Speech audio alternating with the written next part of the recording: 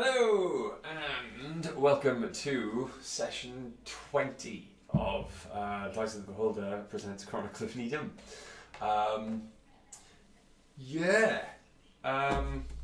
Chronicles of Nidum, sorry. There was...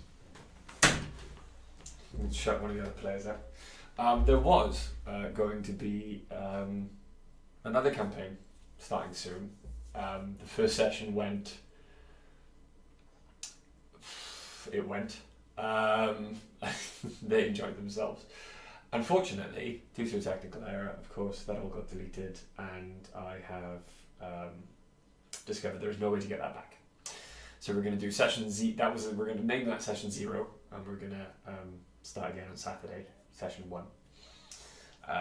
They're all slightly annoyed, but you know, I'm the DM, so what I say goes. Haha. So. Session 20, a slightly special session, as it is the birthday week for a lot of our players. Unfortunately, one of them can't be with us, she's a bit under the weather. Oh, they're a bit under the weather, sorry. So, here are your players this evening. Such an interesting phrase. Say hello, everybody. Hello, everybody. Yeah, I don't really understand the phrase under the weather. It just seems a bit weird. Hi! You're always, depending on how you interpret it, you're always under the weather, or Yeah, you're always like, under the weather. or in the weather. Like you could, the weather is like if it's foggy, the weather starts at the ground, right? It's a saying. Yeah. Do you know where it comes from though? Because I actually do. It comes from it's a nautical term. It comes from sailing, like so many of our phrases do. And it was when someone would get like poorly sick when they were out at sea and they'd spend all the time below decks. They were like the place that they would go was below the I think it's weather valve. So they were under the weather valve, which got abbreviated to the weather. So yeah, that's what under the weather means. It means you're downstairs puking. Operation Honey Trap. What? The game? Yeah, Charlie wanted to swap to Operation Honey Trap because apparently she's not interested in old nautical terms. I'm just interested in the word sextant. Anyway. Okay. Talk about sextant, maybe. Last time, on Chronicles of Nidum, you awoke in the subterranean base of, again, the Guild of Freedom that you've been introduced to the night before through Clint, and were, after it being introduced to Kai and Kerry, twins who look quite adept at what they do, you were then taken by Clint through the city, which is even larger walking through it than you could have realised, to relatively the centre, where you were taken almost right to the foot of the giant crystal spire in the middle of the city, until you were then taken underground, underneath again, the city council chambers and the town hall, right in the heart of elven government. You were introduced, finally, to Father, a man who... Daddy. Who introduced himself to you as Nikolaus Rath, very well-spoken gentleman, who is not the most trusting sort, as you discovered, and he basically allowed you, or interviewed you in a small way, and explained that the majority of the interview was going to be a practical test. He gave you a job to break into and ruin the life, or in his words, take the life of a very prominent elven governor or council member, and in any way you saw fit. And he gave you a deadline of a week. Sent Clint with you, and Clint arranged for rooms in a beautiful hotel with illusion-based magic rife inside, with an overview of the Elven Councillor's abode. You then decided to prepare yourself by doing so. You wanted to go shopping for very, very different things, and made your way into the marketplace. Sepsis went off on his own, not their own, sorry. How many sessions has this been, bro? It's many. This is session 20, it says on Twitch. I'm going to put tags on my monitor from now on going there. Them. Maybe we should switch to a different language with different, without gendered pronouns. There's got to be one. Probably Elvish. Yeah, there you go. But you find yourselves in the marketplace. I'm looking for wine. Okay. What I'll do then, I'll do Sepsis first. Okay. Hello. Sepsis. Sorry. Hello. Roll me an investigation check. You can do it with advantage because... Do I need to? I got directions last time. Yeah, you got directions. However, there's a lot of lefts and a lot of rights. Roll me a competence check. You're not entirely sure which one you meant. However, you can do it with advantage because you had... because you did have directions. Thank you, sweetie.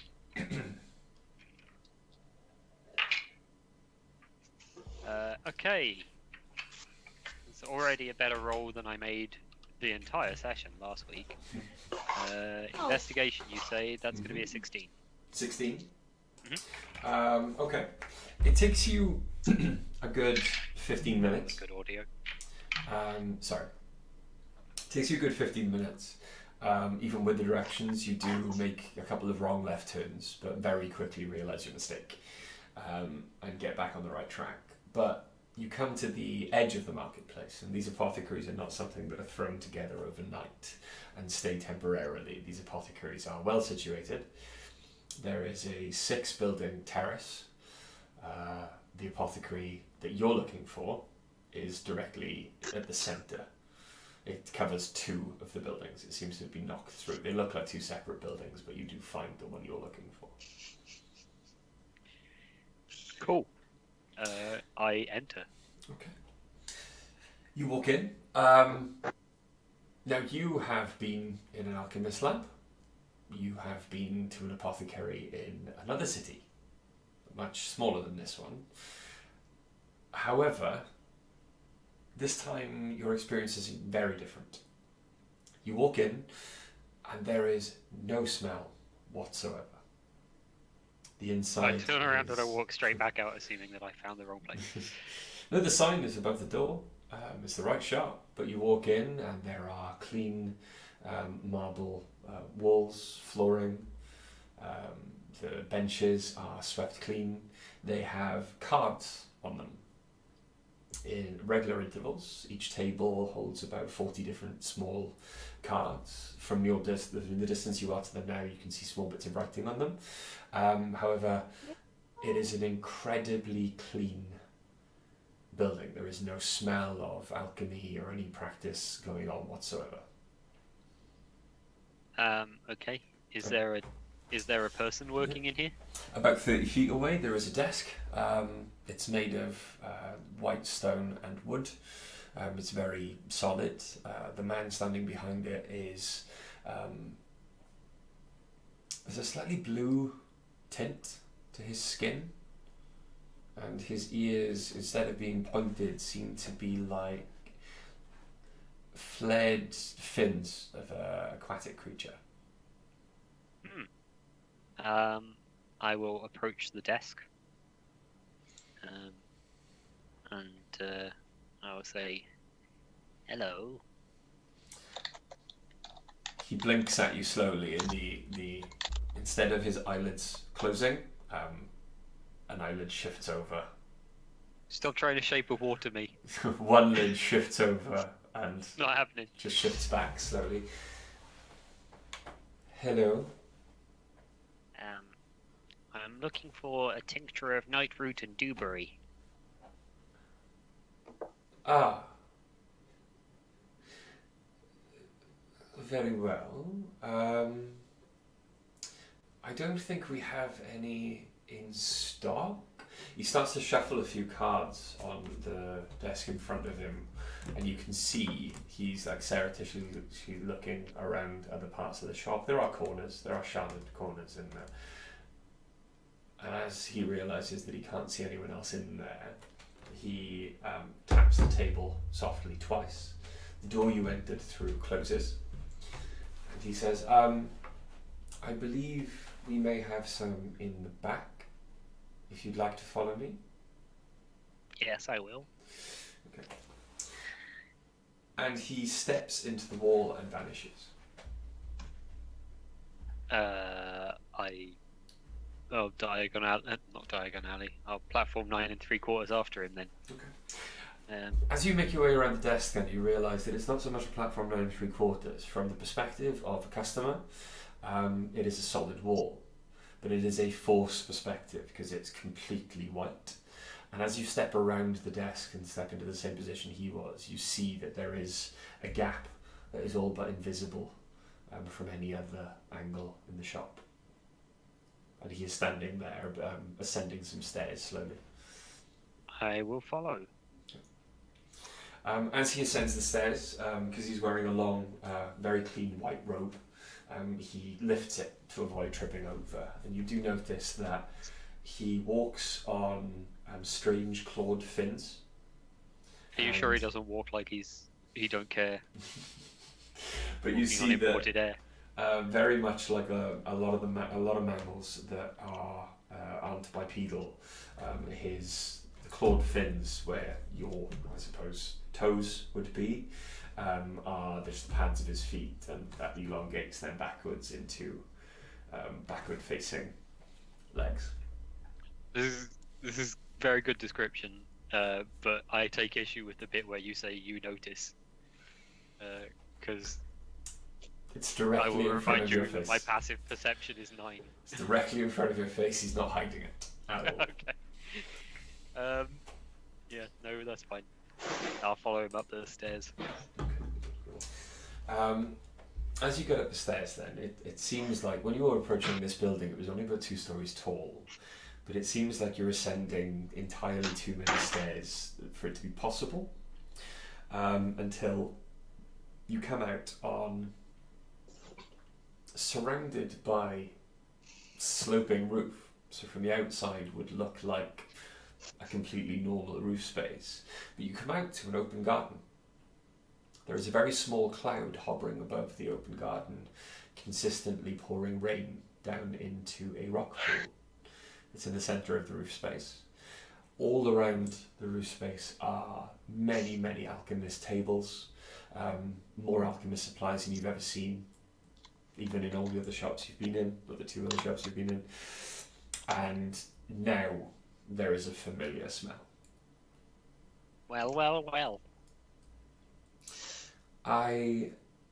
That's funny because there's a well. Sorry. Yes. It was a really funny joke. And you forgot to laugh. Have you still got inspiration? No, I haven't. No. Well, yeah, you're not getting it. Fuck you. Oh, Christian. Oh. What a... I take out both of my daggers. I like to keep my practices and my shop separate. I understand. Everyone has to have their little secrets. There are many chemicals up here that would be illegal in this city if it were known that I possessed them. Some given to me by elves, and they may have potentially been told I needed the entire amount, and actually gave them a tincture that included very little. Well, that's terribly immoral, and I would never do anything like that. Never mind. Poison. I'm here for poison. But that's terribly immoral, and is not something I would ever do. Yes, Never no, I mind. know, yes. So, are we killing, incapacitating, freezing? Paralyzing? What are you looking for? I love all of those. All of I them think- would be very expensive. Are No, you looking no, for anything not more all of them. specific? Not all at once, goodness. Hmm. Well, I would like certainly something to incapacitate a person. Permanently, or for how long? I mean, you're really tempting me to spend a lot of my money here. Well, I would like something to incapacitate someone for a period of time. Unconscious or aware? You mustn't flirt so.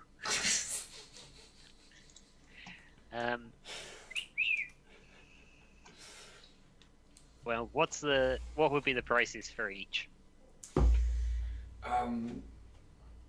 Unconscious is easier. It takes from the body's natural need to rest. So once they're unconscious, unless something untoward would happen to them, they would stay that way, much of their own longing for recovery.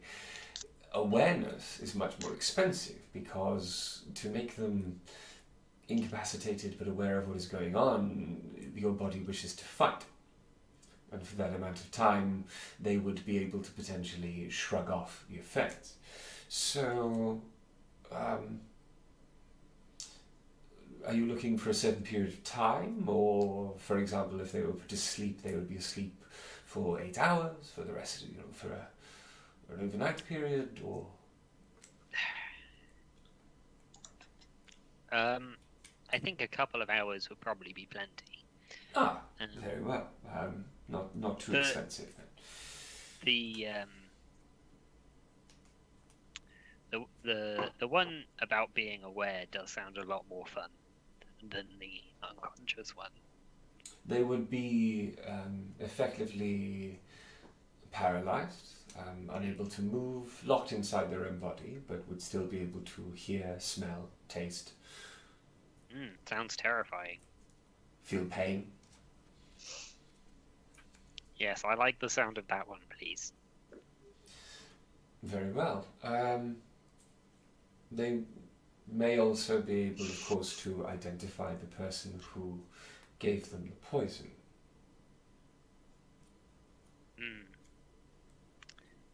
Yes, that's true. However, that's nothing to do with me. The awareness potion is 400 gold. It's a little out of my range, I'm afraid. Well, if you ever have the money, you can always come back. Yes, it's possible we may be able to work in some sort of trade. I don't know how long I'm going to be in town, but What do you have that you think I might need?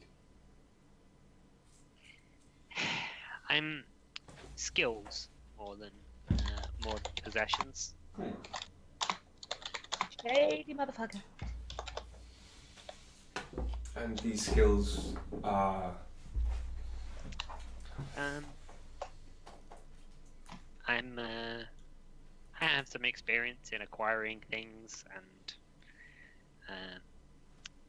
relieving people of things, and administering substances to people who may not know that they are imbibing them.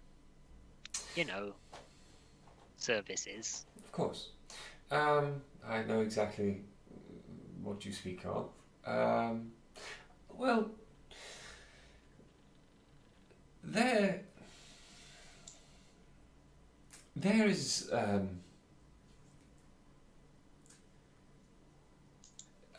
would you like to sit? By all means. Okay. And he draws 2 chairs away from a nearby table. It's quite a pleasant smell on the table, with a chemical bubbling away at the table that he sits you next to. I'm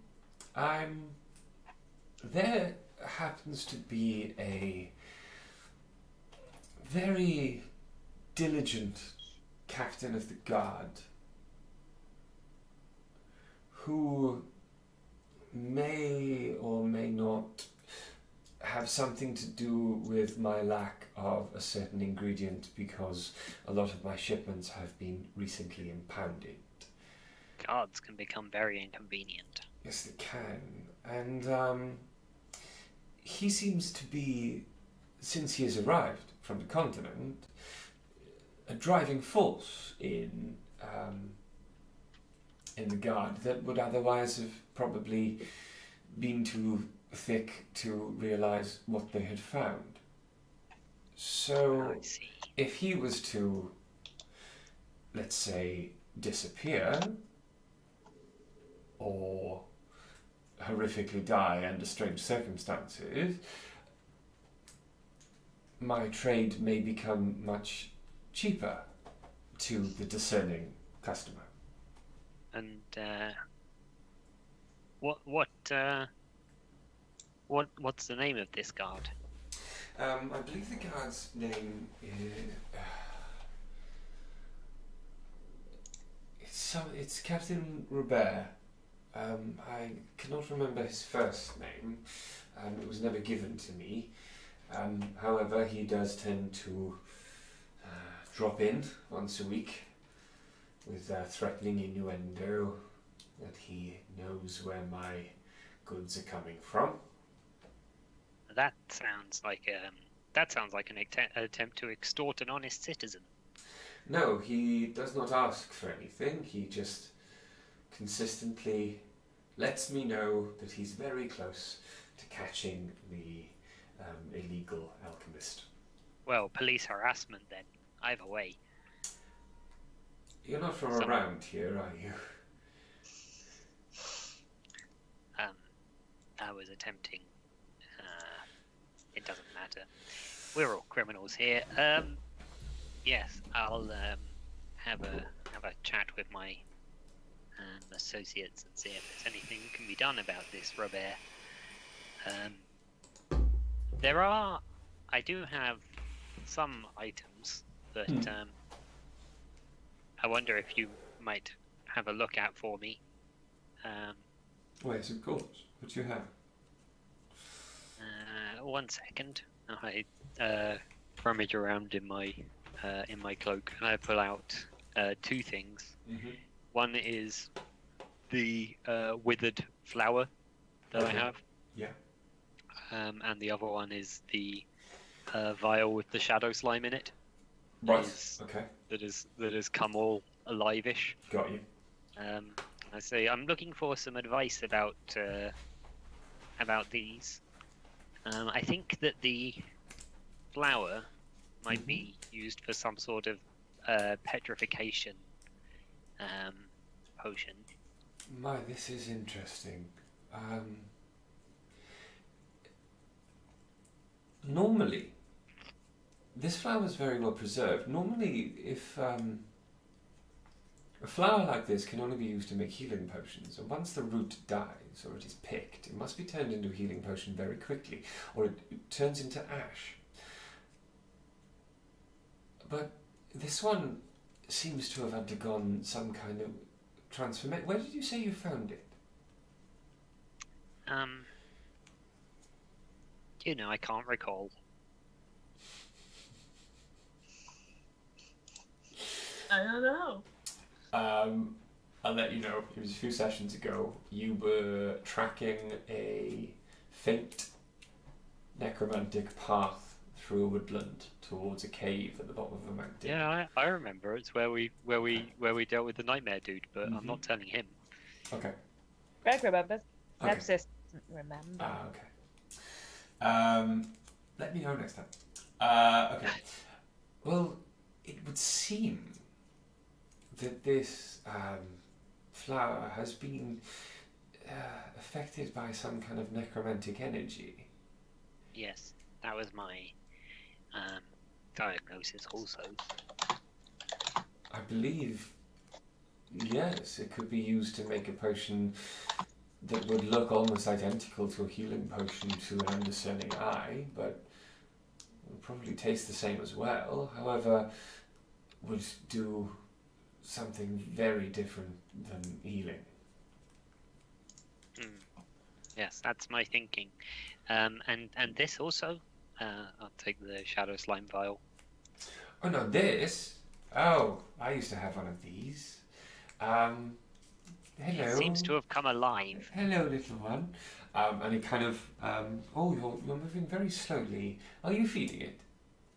I haven't been. Ah, it's, I'm incredibly sorry. I do not know what the name for it is in the common tongue. Bear with me. Flubber.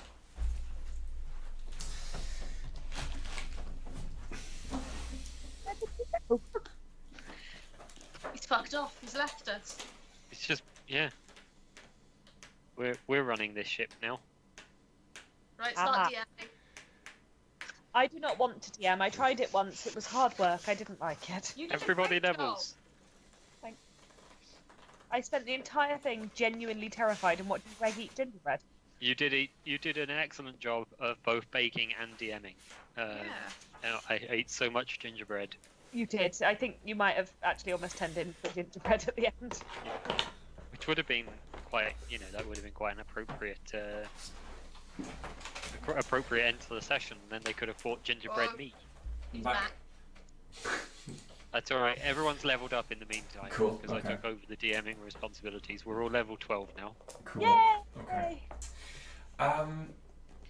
This is something that a lot of alchemists keep as a pet. It's, I suppose, the closest thing in your tongue would be. Flubber. No, it's. Alchemists are obviously very original. It's known as, I suppose, translation would be alchemical apprentice.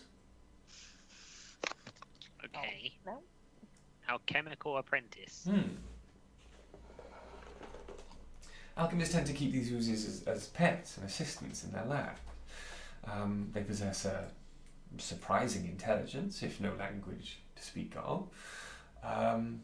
They tend to help alchemists in their work. They require very little care. Can survive a very long time on just a small pile of alchemical refuse, the offshoots, the strange things that get left behind on a failed or partially successful experiment. Oh no. Can I turn it into a poison? No. It has, however, got some qualities of its own that could help you. I mean, if you care for it and are attentive to it in your own way, then you could have it make attacks all on its own. I've seen some of them do acid damage, cold, fire, or sometimes even poison. And it's not a small or ineffective amount of damage either. Interesting. They don't do very well in the sunlight, though, so it's good that this roof is shadowed. What does it eat? Alchemical leavings, you said. Okay. It can survive for a very long time on just a small pinch of sulfur. Oh, I have some. Pull out I'll take a little tiny bit of sulfur and sprinkle it into the vial where the slime is kept. You can Greg see doesn't really like pets, that he suddenly got snake and whatever that. What was it called? an imp. On this one, I'm calling an alchemical it a apprentice. flubber. Can't call it flubber. Dice of the Beholder, Chronicles of Nidum, brought to you by Disney. by No. by the 1996 Disney film Flubber. I don't know whether it was 1996. That's a This guess. is around about then. It's got to have been around then, right? I'm also googling it. 97. 97, Oh my nice. god, I was so close. That was nearly outstanding. Some of the other, I suppose, things it can do. And you apply it to your shoes and jump really high. No. I don't remember a lot of things from Flubber, but I'm definitely sure that's one of the things he did. No. And as you sprinkle like the sulfur in, you see like a couple of tiny little tendrils and pseudopods just kind of reach up to take it out of the air and reach back, and it just kind of settles. You can see the sulfur slowly dissolving on the surface of it. It can absorb any effective component, tincture, potion, poison that you wish, and can actually... It has some capacity to choose whether it wishes to be affected by it or nullify it. And when it's affected by it, I mean, for example, you could give it a healing potion and it could be affected by it. You could give it a poison and it would nullify it. Interesting. Well, I suppose it may be useful, and I'll put it away. If I wanted something made with this flower,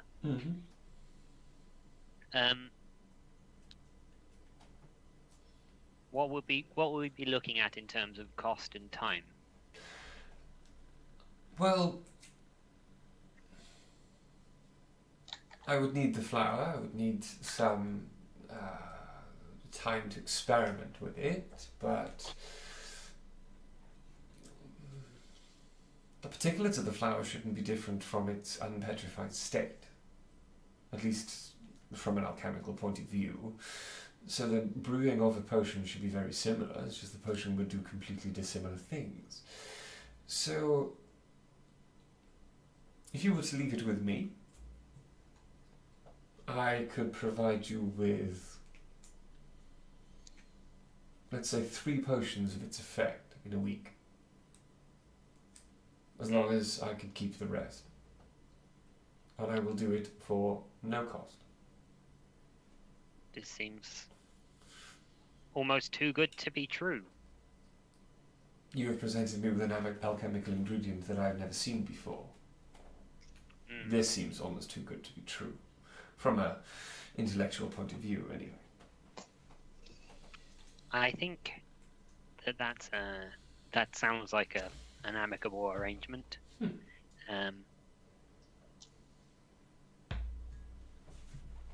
A week is a little long. Our occupation here does have a time frame, so I'll probably need something before then. But yes, if you could start work on this, I will be back for something. Okay.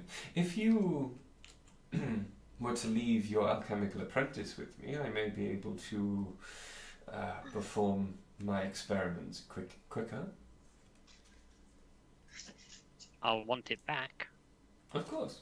But like I said, they are very helpful in experiments. How long are we talking if I leave little Flubber with you? Perhaps 4 days. That's much more in line with our time frame. Okay. Yes, I'll leave him with you. And I'll see what I can do about your guard problem. Do you know where this Robert can be found? Robert is the captain of the market guard. This district is his... I do not know where he lives, unfortunately. No problem. But it is market week, and he shouldn't be too hard to find around here. How often did you say he comes by to harass an innocent shopkeeper? Normally about once a week, as he does not need to be on hand in the marketplace all of the time. However, considering this week he will be here every day, I expect to see him at least once a day, possibly. You expect him today? He normally comes in late afternoon, when his shift's about to, I think, finish. So yes, probably later on today. Um, when he comes in, Mm-hmm. could you greet him by name? Of course. Thank you. I think I can hopefully take care of the rest. Mm-hmm. And thank you very much. No, thank you. Was there anything else? I think that's well. Do you have something? Do you have something deadly for if I am able to find this gentleman?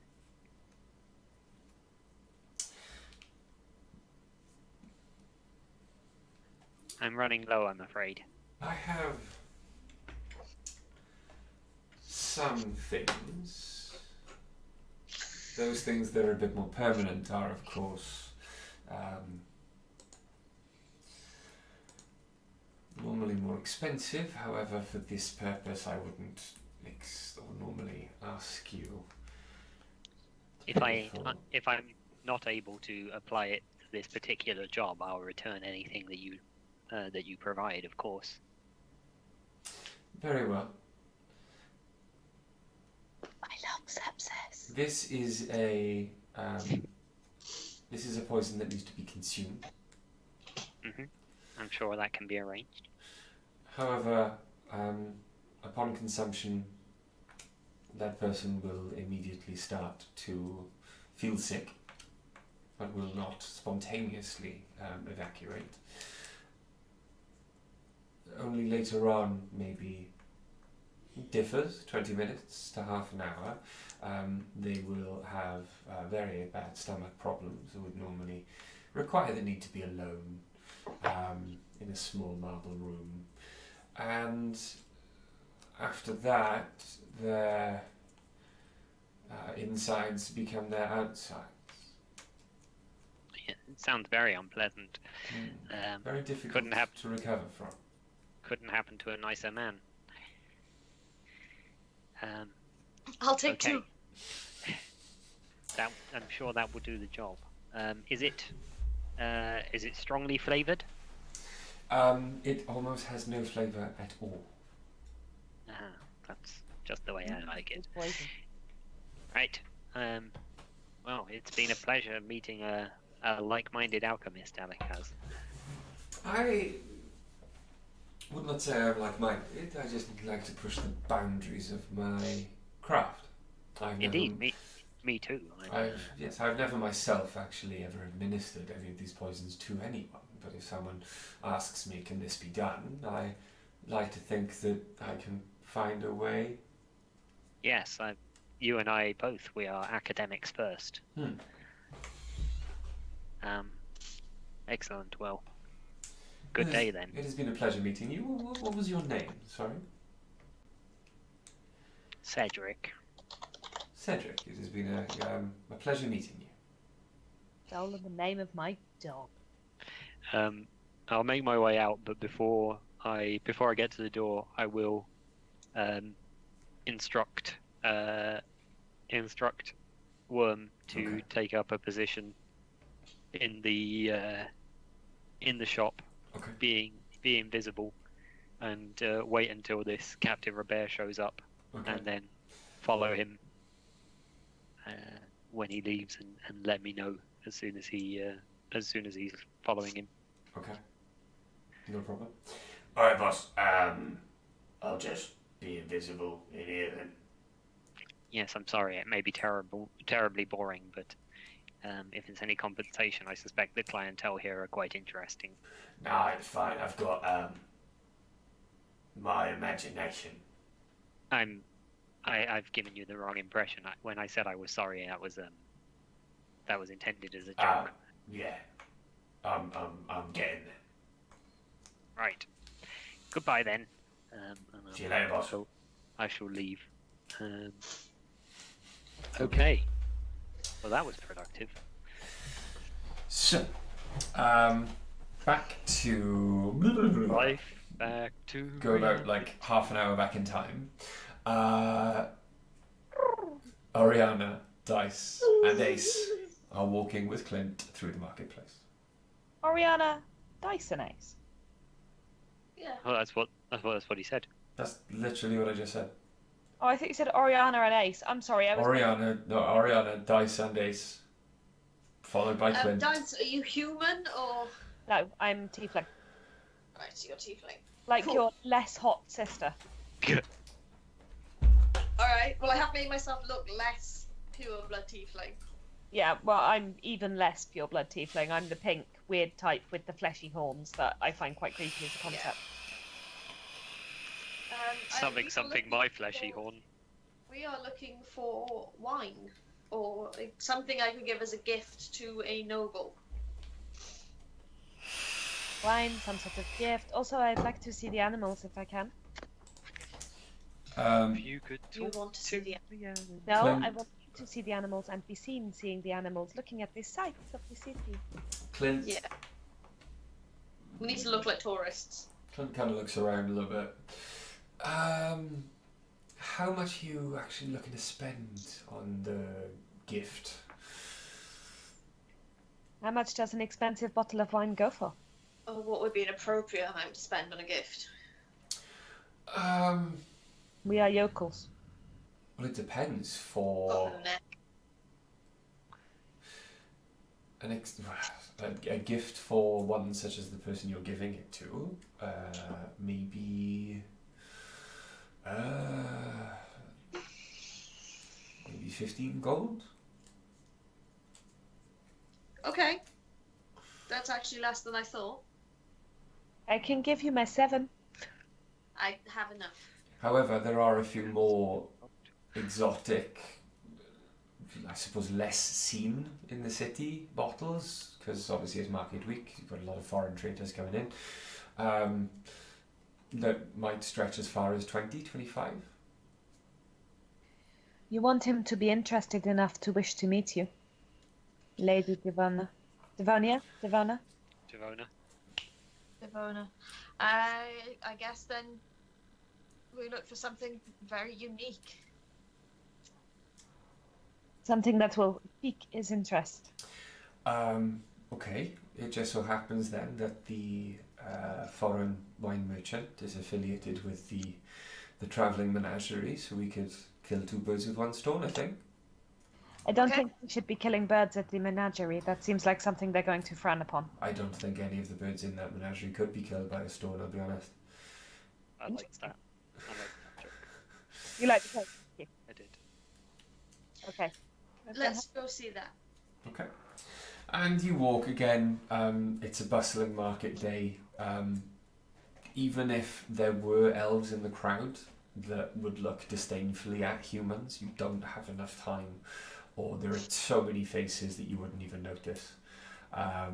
So many different races, faces. A lot of people tend to be giving like wide berths to, for some reason, the Durga, the dwarves that are wandering around. However, you quickly realise that's because they're constantly carrying weapons massively overly large for them, and tend to kind of buckle people at the back of people's knees constantly as they turn quickly to look in shops, and you quickly learn to take a wide berth of them as well. Overcompensating much? It doesn't take long, it takes about 5 minutes, but you do come to a much louder section of the market. It's a huge open tent, no sides, but there is a large canopy stretched across the top, over the top, and that canopy is up like a big top. And as you approach and look under the canopy, because it is shadowed, you can see lights are hung in the top of the canopy, and you can see all manner of flying creatures flitting in and out of the shadows above, with twinkling, dangling chains stretching from their feet down to posts. Wow. But as you get closer and step in, and your night vision isn't affected by the glaring sun, you do see a huge plethora of animals that none of you have ever seen before. Some that you haven't even read about. As you approach, there are 3 cages, all kind of hoisted above your head, and you see a small tan dog with very pointy ears, and a long, thin tail, almost like a whippet. But suddenly it blinks, and it's in the middle cage instead of the one on the right. And then it blinks, and it's in the left cage. It blinks, it's back in the right one. It blinks, it's back in the left. Each time leaving a small puff of dust just behind it as it moves. You see off in the distance over incredibly strangely coloured ferrets, one that seems to have feathers instead of fur. You see off in the distance two writhing kind of black furry tendrils with strange kind of sucking pads on the end that seem to have teeth in the middle, and as they kind of try and whip out of the tent of the cage they're in that passes by but can't quite reach. You should get that one. That one would be a good pet for you. Off in one far corner you can see a burst of flame on what looks like a horse's head in the flare, but then the corner goes dark again. But there are many people inside. There is, however, one who seems to be holding court as he talks and shouts and gestures. Do any of you speak? Yes, we do a lot. Regularly. That's how this whole game is played, actually. We actually have an entire hobby, that centres around speech. What language? Mostly it. Undercommon. I do. What a disapproving pause he took there. Do any of you speak Undercommon? Me? No. Excellent. Okay. So without making a roll, you can hear him haggling and bartering with someone, and just behind him again, because he's standing just in front of where the fiery flash came from, another fiery flash lights up, and now you're looking in his direction. You can see standing behind him a large, and it is chained and manacled, but it is a large black horse with a dark flame mane, and I can never remember what they're called. Thestrals? Ponytail. No, the burst of hair that's coming from like their wrists just above their hooves. Hoofwig. Yeah, that one. Forelocks. Forelocks, yeah. And they're aflame, and the tail is thrashing about in flame behind him. I bet that costs a pretty penny. I want one. I want one. I want one of those. You've both already gone to pet. That's He said this to themselves. he hears you speaking in common and immediately shies another away as he takes into account your very fine garb in your disguise as lady and sibling, and shoos the person he was talking to away and comes over. You do not want one of them. It might be pretty, but it's entirely too boisterous for the likes of you both. That sounds even more like I want it.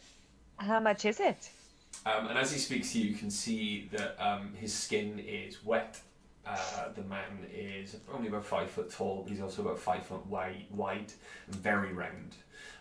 He pants over to you and kind of waddles as he goes.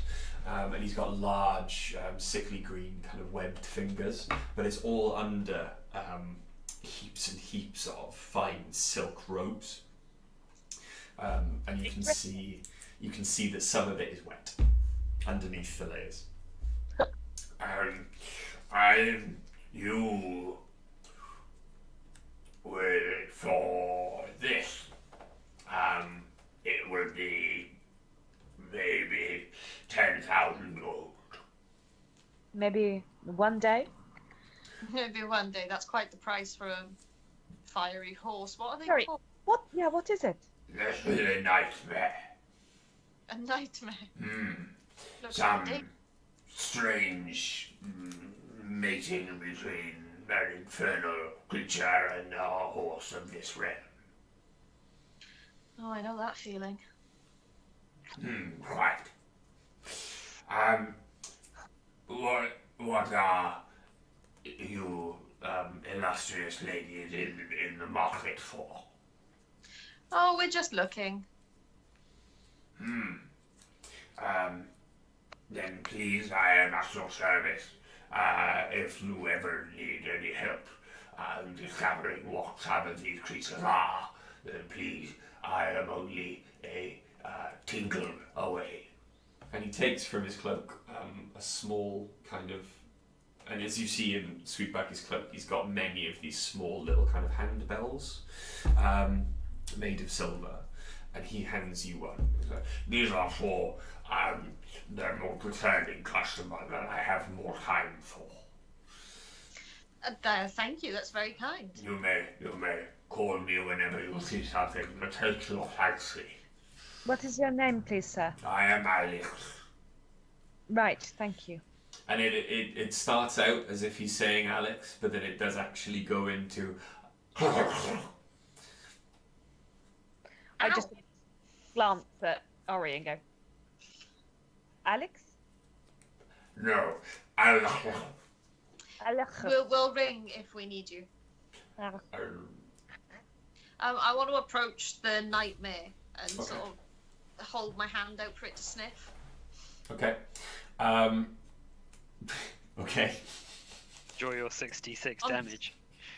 I'm going to go with... No, I'm going cautious. Okay. I'm letting it react. If it's going to not like it, I will pull my hand back. Give me an animal handling roll.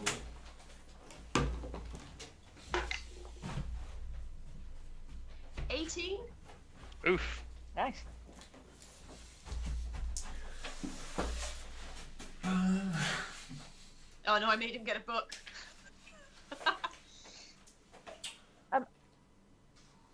At the same time as Ori's reaching out to it, can I say to it in Infernal, because I think Infernal might be a good call, you are beautiful. I'm not going to attempt to speak Infernal, because what would come out of my mouth? I speak Infernal. So Yeah. I think as part of my animal handling, I would be whispering in Infernal to it. It just looks like a thing that might appreciate Infernal, does it not? Yeah. So we're both muttering at it in Infernal, going, pretty. And I'm resistant to fire. I'm just throwing it out there. I am not. What was your animal handling roll? 18. 18. He couldn't hear us. And I'm whispering in Infernal to it. Oh, okay. Roll at advantage. And I said I was also saying, you're beautiful in Infernal. Okay. It's still 18. Okay, cool. In every single way. It seems to come I was doing the other one.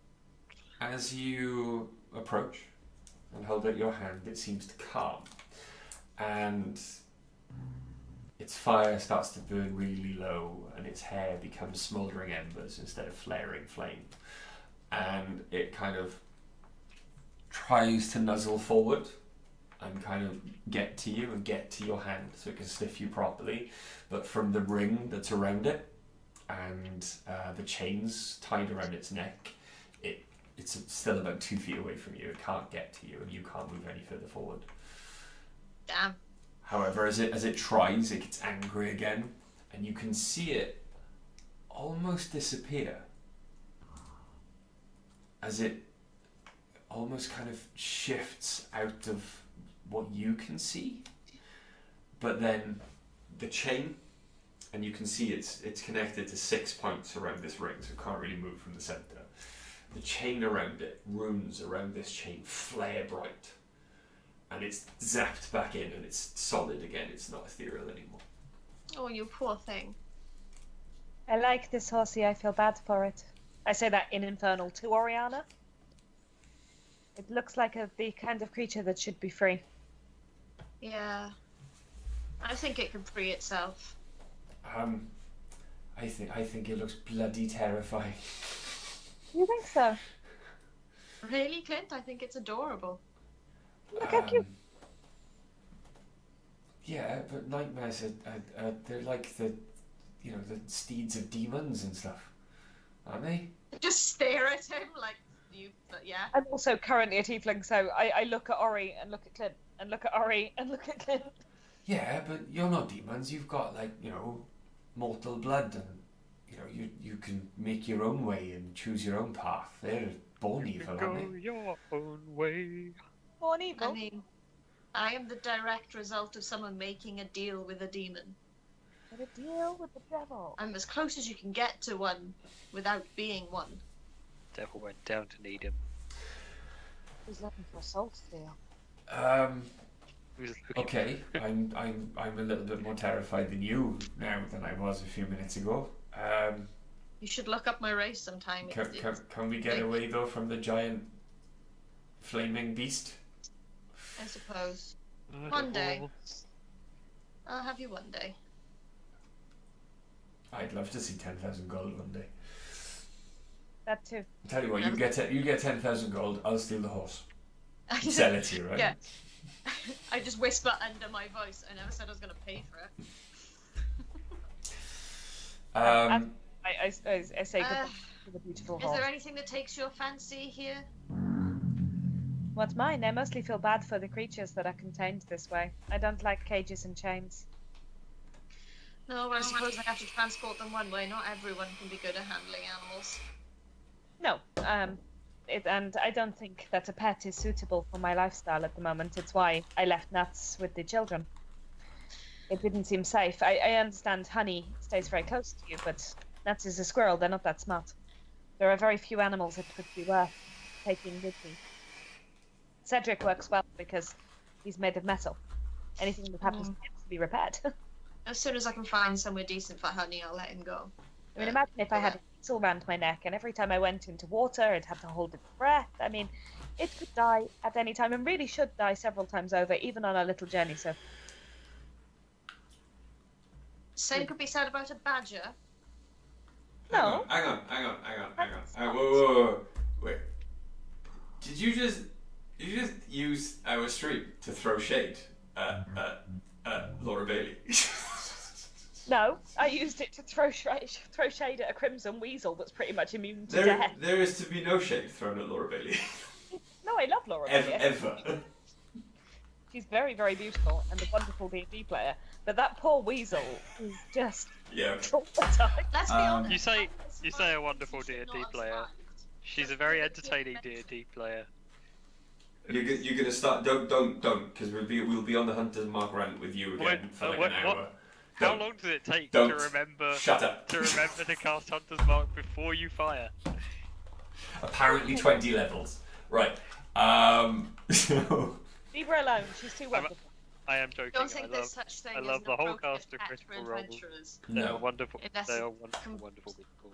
unless it can defend itself. Exactly. And to be fair, Honey is remarkably resilient, and I was talking about a weasel or a rodent. Honey is not a rodent. And Honey is not resilient. No, but Honey is a mammal with some level of intelligence. The Nuts, shape I don't contain- think. That's a strong assumption.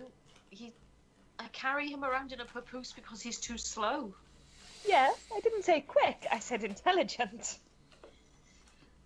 Once I find a decent set to release him into, or someone I can trust to look after him long term, I should have left him with Nanny. No, I think Honey would rather stay with you. The gentleman who... So what he would rather is probably not always what he should have. I think that is the same with most children. But Honey loves you. And often we find somewhere to place Honey if we think there's going to be danger. Like I've left him with a group of children I just met. He was fine. They loved him. I left my squirrel with them permanently. Yeah, they haven't eaten it at all.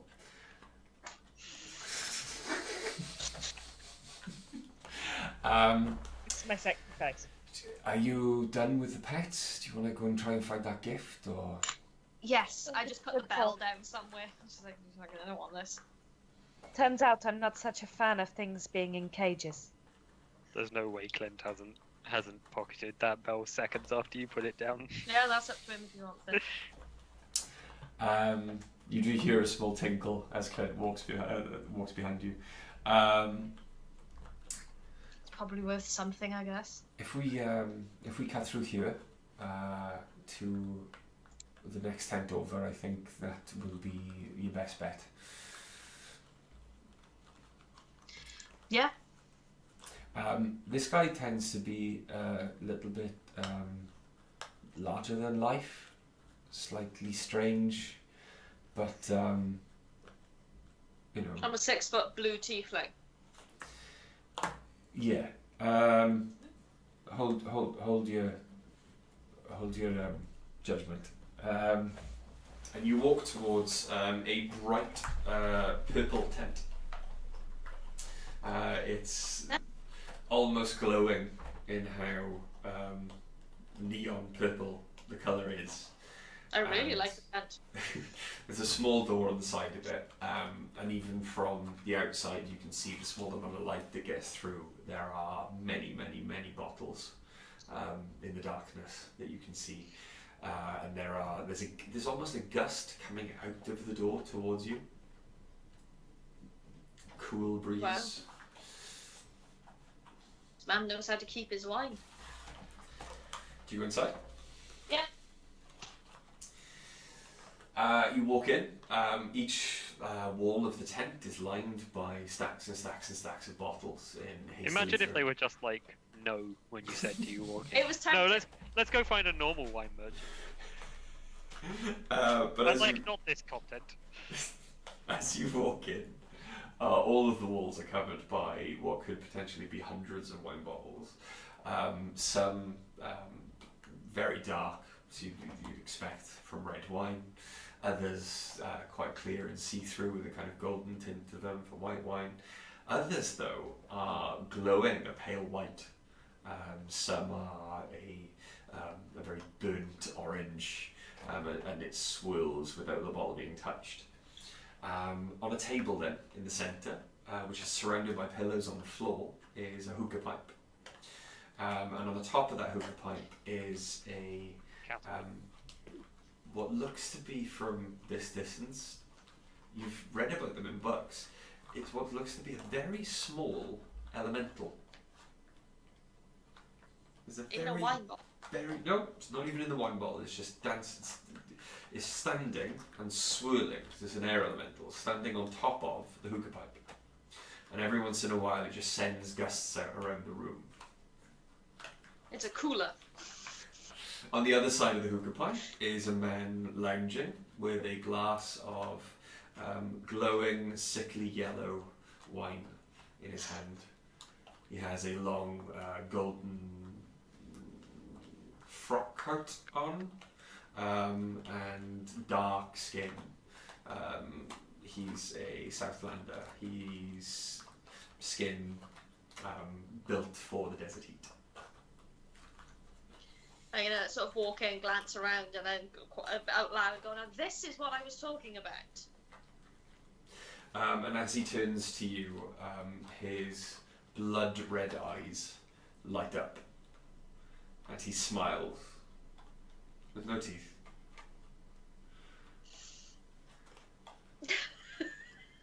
Just on Millie's face.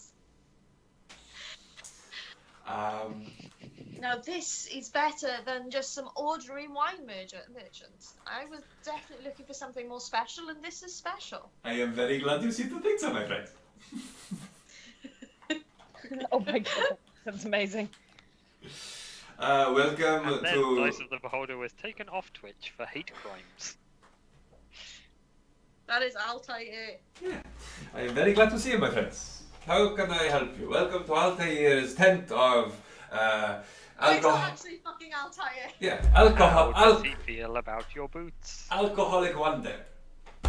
How can I help?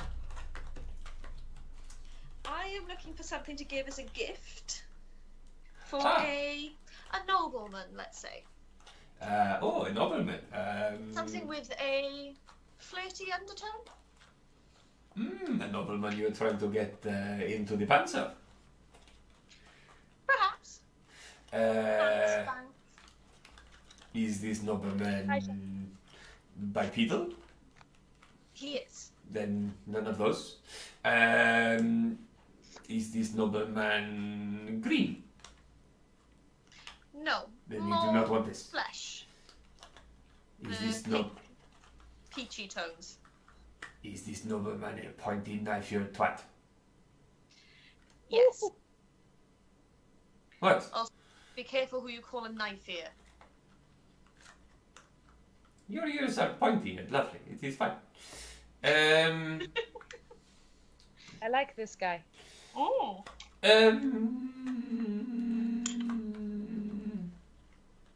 How strong do you want the wine to be? Are we talking flavour or? Alcohol content. Alcoholic content. Pretty strong. And is he a foreigner, or has he been here a long time? He's been here a while, I believe.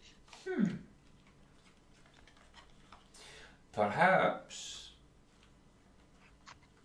there was once a very long time ago an elven kingdom in my own homeland. And while they are no longer there, for various reasons that make it sometimes very difficult to travel through the elven empire, I may have some wine of historical value that may be very interesting to me. Yeah. Let me check. And he steps into the shadows at the back of the tent and leaves you alone inside the tent. He's been I like watching. him. The very small air elemental who looks like he's made of clouds and possibly a very small tornado. Just kind of, and you see like one of the clouds almost makes an arm and it just kind of waves at you. I'll wave back immediately. And then it just goes with two arms and you feel a nice cooling breeze wash across your skin. Oh. Thank you. He's a humidifier. I shudder slightly. I enjoy it. Okay, I start perusing through the shelves, but I maybe I'll pick something up for myself. I bet he's got something spicy. As you say spicy, you feel another gust of wind on you and it rattles like a shelf of 5 bottles and they Right. are, yeah. Sorry to interrupt, mate. I think you've got your mic on. You've got your mouse on the microphone symbol. Yes, I do. Sorry. It's a little distracting in the stream. I apologise. There we go. Good. There we go. I'm sure Shane would have told us about it, but he's had to pop out on an errand. And also, thank you for the bits, Shane. Yes. It's very kind of you. I love you, bro. Shane is Buddhist boy. Yeah. Okay. And as you get to the bottles that were rattled by a gust of wind, these are the ones that are a burnt orange, and there is almost a vein of like a very, very dark red running through them. These are pretty. Even from here, because it's glowing, you can see on the label is actually a very. You look at it and you can almost say artfully bad drawing. Like it was purposely drawn by a 7-year-old kind of thing, of a red pepper. But the red pepper has long curling back horns like a tiefling and a prehensile tail. Pretty. And it actually says on the bottle, very easy for Oriana to read, Infernal Vine. Ooh. Is it written in Infernal? Yeah. Now Is this, that infernal, like something I've- infernal vine or infernal wine without Aya's accent? No, Infernal Vine. It says Infernal Vine. yeah, I just have a nose and look at that bottle, like sort of turning it over. Hey, I read its history on the label on the back. Lady Divana, Yes. you have to wonder what they mix the vines with to make them infernal. Or where they grow them. Or how they grow them. Hell vines? There could be many different ways. It's interesting. I've never seen a demonic grape. I would be interested in seeing a demonic grape. A grape with little horns. And a little tiny tail. Maybe it's like a gooseberry with a little spiky. So little spiky grape with horns and a tail and a slightly yellowish glow inside. We're being ridiculous now. As you're handling the bottle, you hear from behind you, "Please be very careful, my friends. If you break it, you bought it, and it is very expensive, and we have got us on such a good foot, I would not want to change it. I have this bottle here Your for foot? you." No, I like my feet. Yes, but I hate your boots. No, I don't say that. I have this bottle here. It is the last one I have, so the price probably just went up. However, where do you normally hail from, my lady? The south, the continent. Ah! We'll pretend I'm doing a Charlem accent. I can't do accents. Okay. Neither could I, but I still did it. And you are welcome in the Empire? Of course. I wouldn't be here. Then perhaps we could do some sort of trade. What did you have in mind?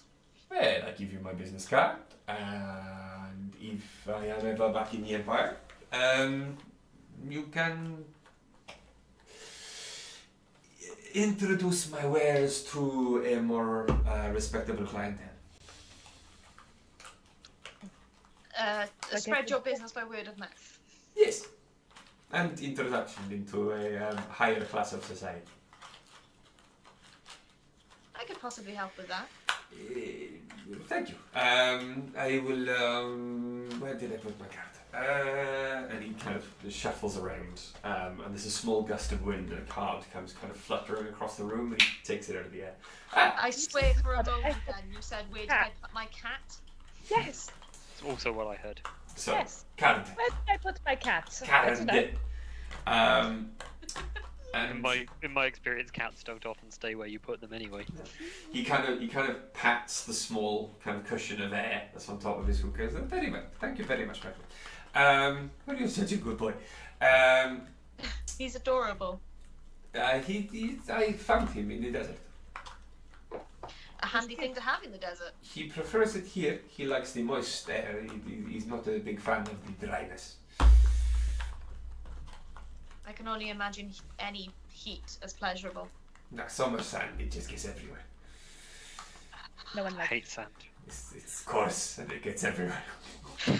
Coarse and irritating. Screw the both of you.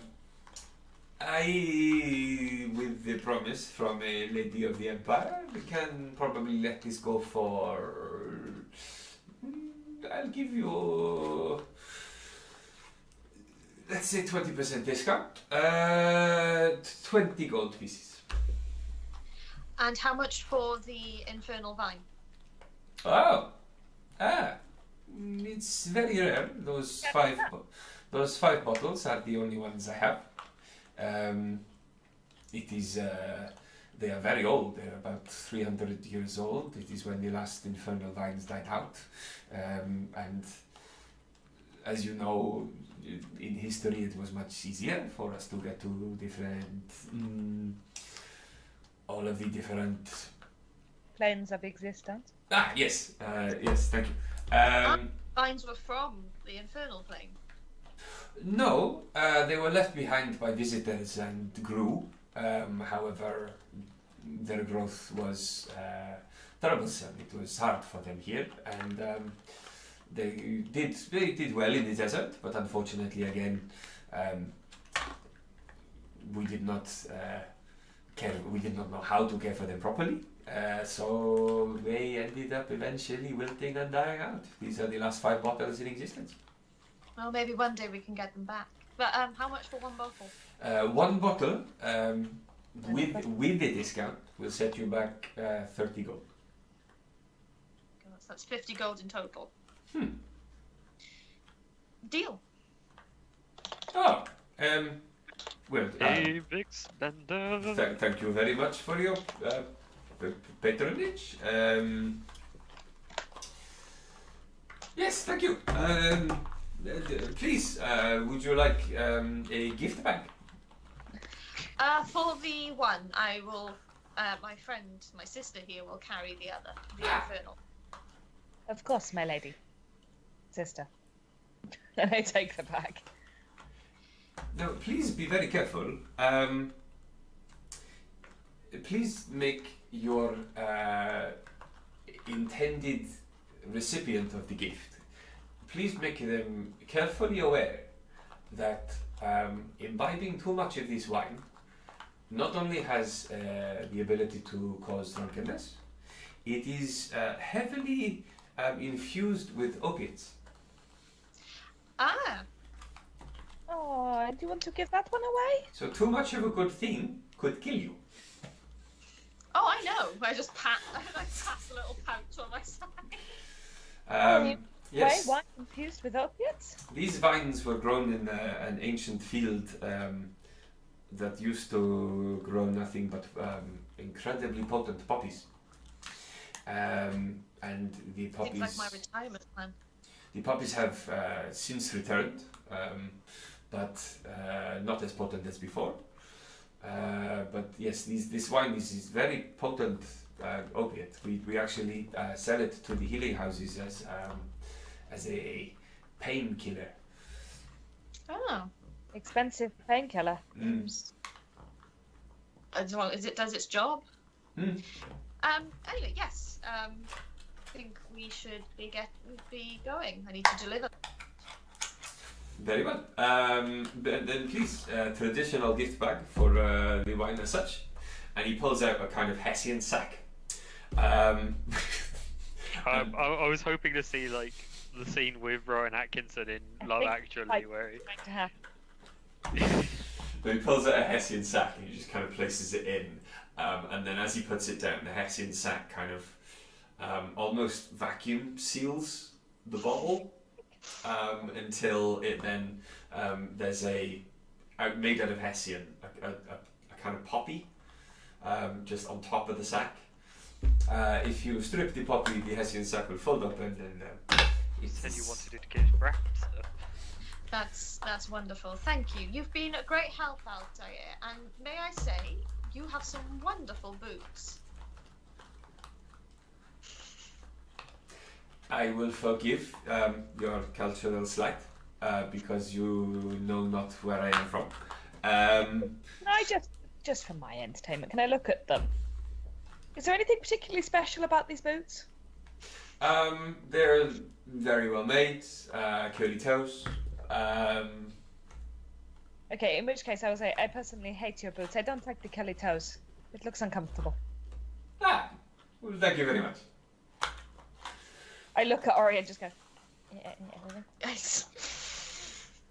It was a pleasure meeting you. As I'm walking out of the door, just sort of would lean over to Dice and go, I actually think they're fucking horrendous, but you know. Apparently that's what you should have led with. I thought I'd try and diffuse. So backwards. Bye. Goodbye. Goodbye! It's a And pleasure. Be on the continent one day. you can see the small air elemental kind of waving as well. I think I stick my head back in the tent to quickly wave at it. As you vacate the tent, Sepsis, have you just been wandering around the market, or No, I just went back to the inn. you went back to the room? Fucking wandering around the market. Who do you think I am? Okay. Wander Sepsis, around, have you been out making sort of friends? making our way back to the Actually, hotel.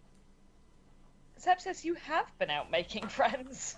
Now, let's not go crazy. Let's not use the F word. Yeah. For F word, yeah. Yeah, I think we head back to the hotel, making it look like we're shopping to the market, but sort of indirectly making our way. I spent some time looking at pretty ribbons and dresses and just trying to be a normal shopper who doesn't have 7 gold and is actually a noble woman. Okay.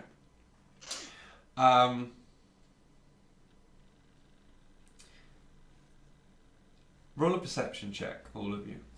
Alright. When you say all of us. Not you. Well, 8, yeah. Ace, yeah. 9. What? 9. Ariana? 14. Hang on, I'm looking for a shinier die. By the way, I Oh. forgot to say, I left Cedric in the hotel room, just so we're clear. Okay. 11. Okay.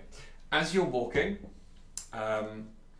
you pass an alley, and Oriana, you hear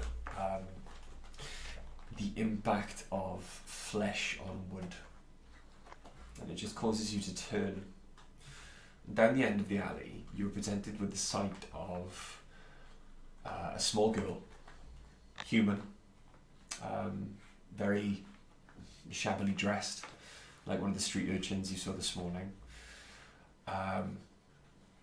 Standing over her are two half-orc children, and even as children, they're like 6 foot tall. But they're young and not as well developed as others you've seen.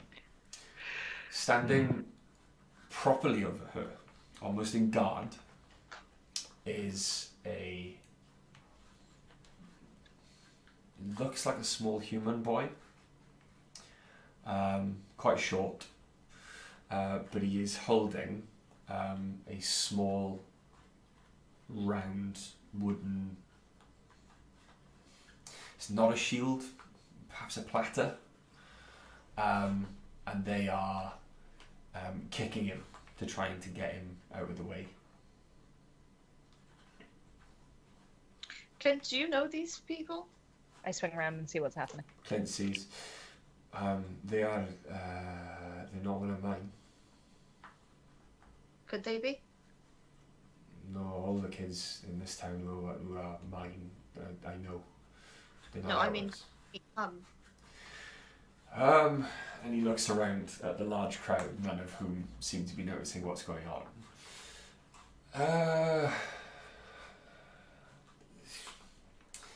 Yeah. I'd have to leave you for a minute, but for a while, but yeah. Do you need any help? Not past teaching some half-orc kids a lesson. All we would need to do is scare them. We could do that easily. I would not be adverse to some help. Well, let's see if we can scare them off first. How long's it been since we were in the meeting? Oh no, it's been ages, hasn't it? Because we went to the hotel and we had a bath and... Yeah, okay, carry on. Oh no, it's you've been out and about for about half an hour now. Yeah. I walk down the alleyway. Okay. Go with. Okay. And I sort of look as if I've wandered in there on accident and sort of come across it. I'm going, oh my, what's going on here? Hello, hello, hello. With that roll, both the half-orc boys jump out of their skin. They did not notice you coming at all until you got to the end of the alleyway quite near them and said, hello, what's going on here? They wheel on you with their fists raised, but they kind of pause a moment, being presented with a couple of tieflings and Ace. What some horrible manners you have. They're filth. They're humans, filth. What's the matter? No, I see that. My comment on your manners was raising your fists at me. Oh, roll an intimidation check. With advantage. Yeah, I think I was going to say Ace is going to, like, back Oriana up a bit. Mm-hmm. Sort of loom muscularly. That is 17. Yeah, they immediately drop their fists. Sorry. We apologise. Don't you have anything more productive to do with your day, or are you just going to continue to waste time on these? We were just on our lunch break. So you're going to spend your lunch break beating meat? Yeah, so Oh, you did so well at keeping it together and then Greg laughed tonight. I mean, that's working from home for you, isn't it? Oh, I like to beat them. Normally, yeah. a terrible long. It's just a waste of time. Is all your free time, or the only free time you get on your lunch break, and you're going to spend it just on these? Honestly, I think you like them.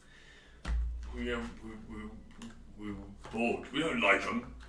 Then why are you spending so much time with them? Touching them?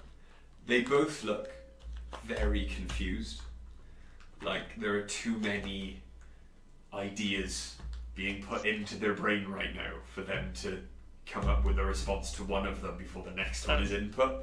That felt so much like the like when Bernard Black confronts those skinheads. Like, when you're all having your little gangbang that you have of a Friday night under the moonlight and the light shining off your heads and your asses, do you not get confused?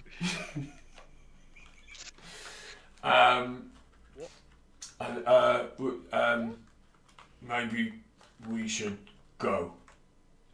Yes, why don't you run along and be decent members of society and actually contribute something? Yeah. It means work. Yeah. We'll go back to our actual job. Go on. It's not move. Yeah, we're meat tenderizers. Hey, And they and they scurry out the alleyway. you can't have inspiration. I just sort of half turn to Clint to go, all yours, and walk out of the alley. You hear a voice from behind you going, please, wait, I need to thank you. You can thank me later. And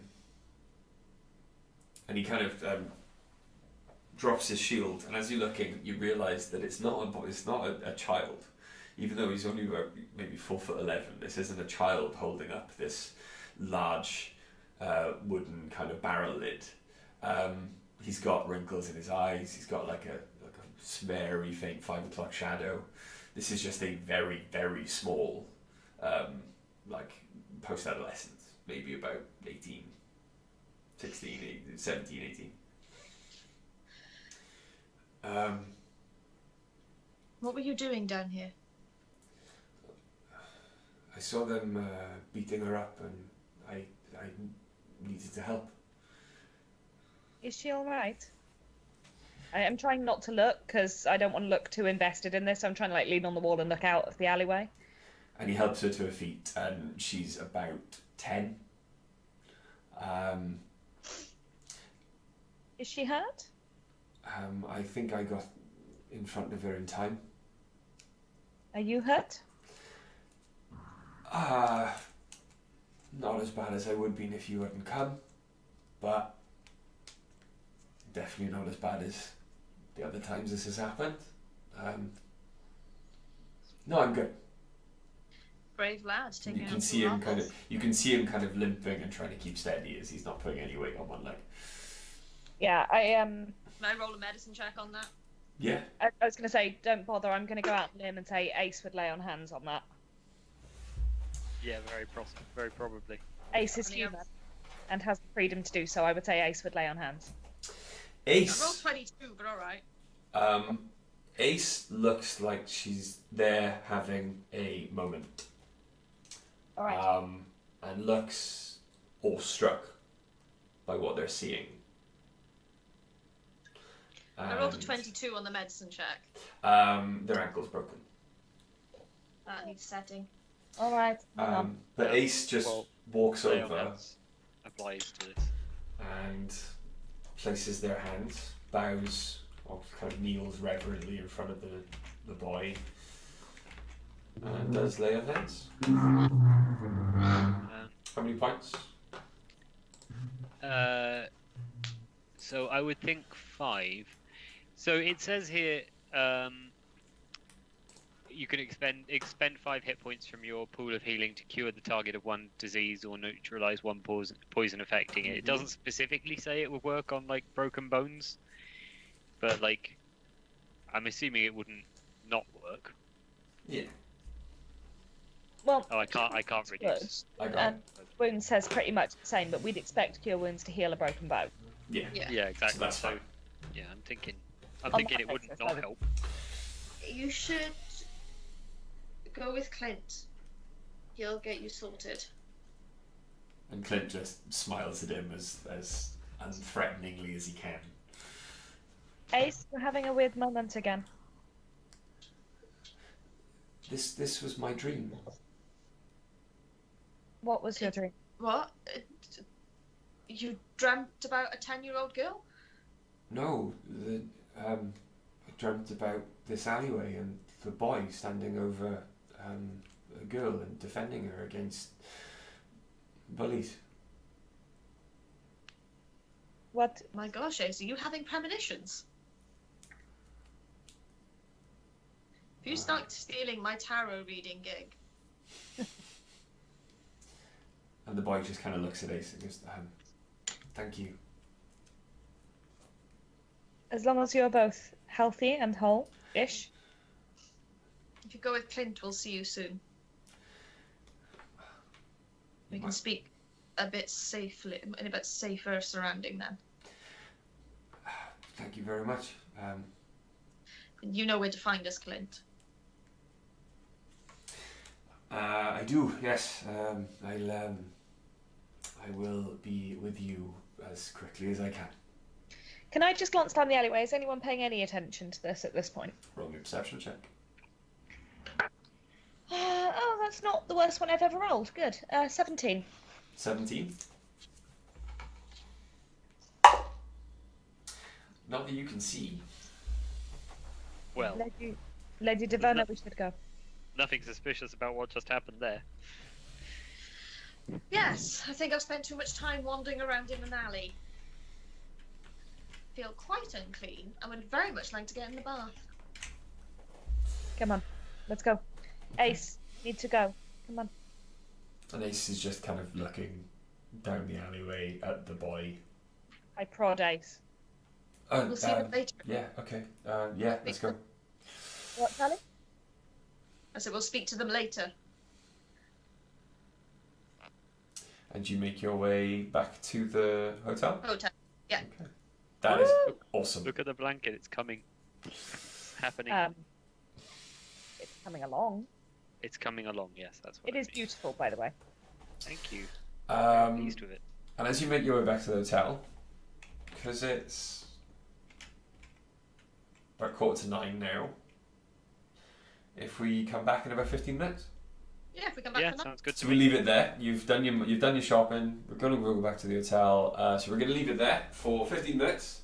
And yeah, please stick around. Or grab a friend.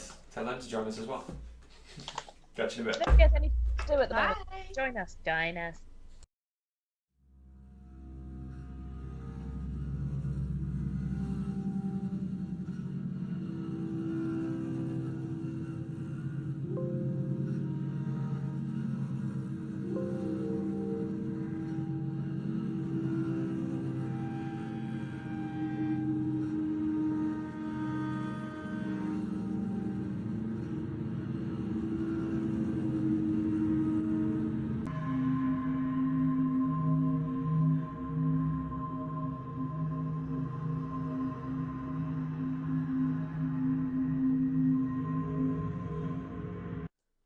We're back.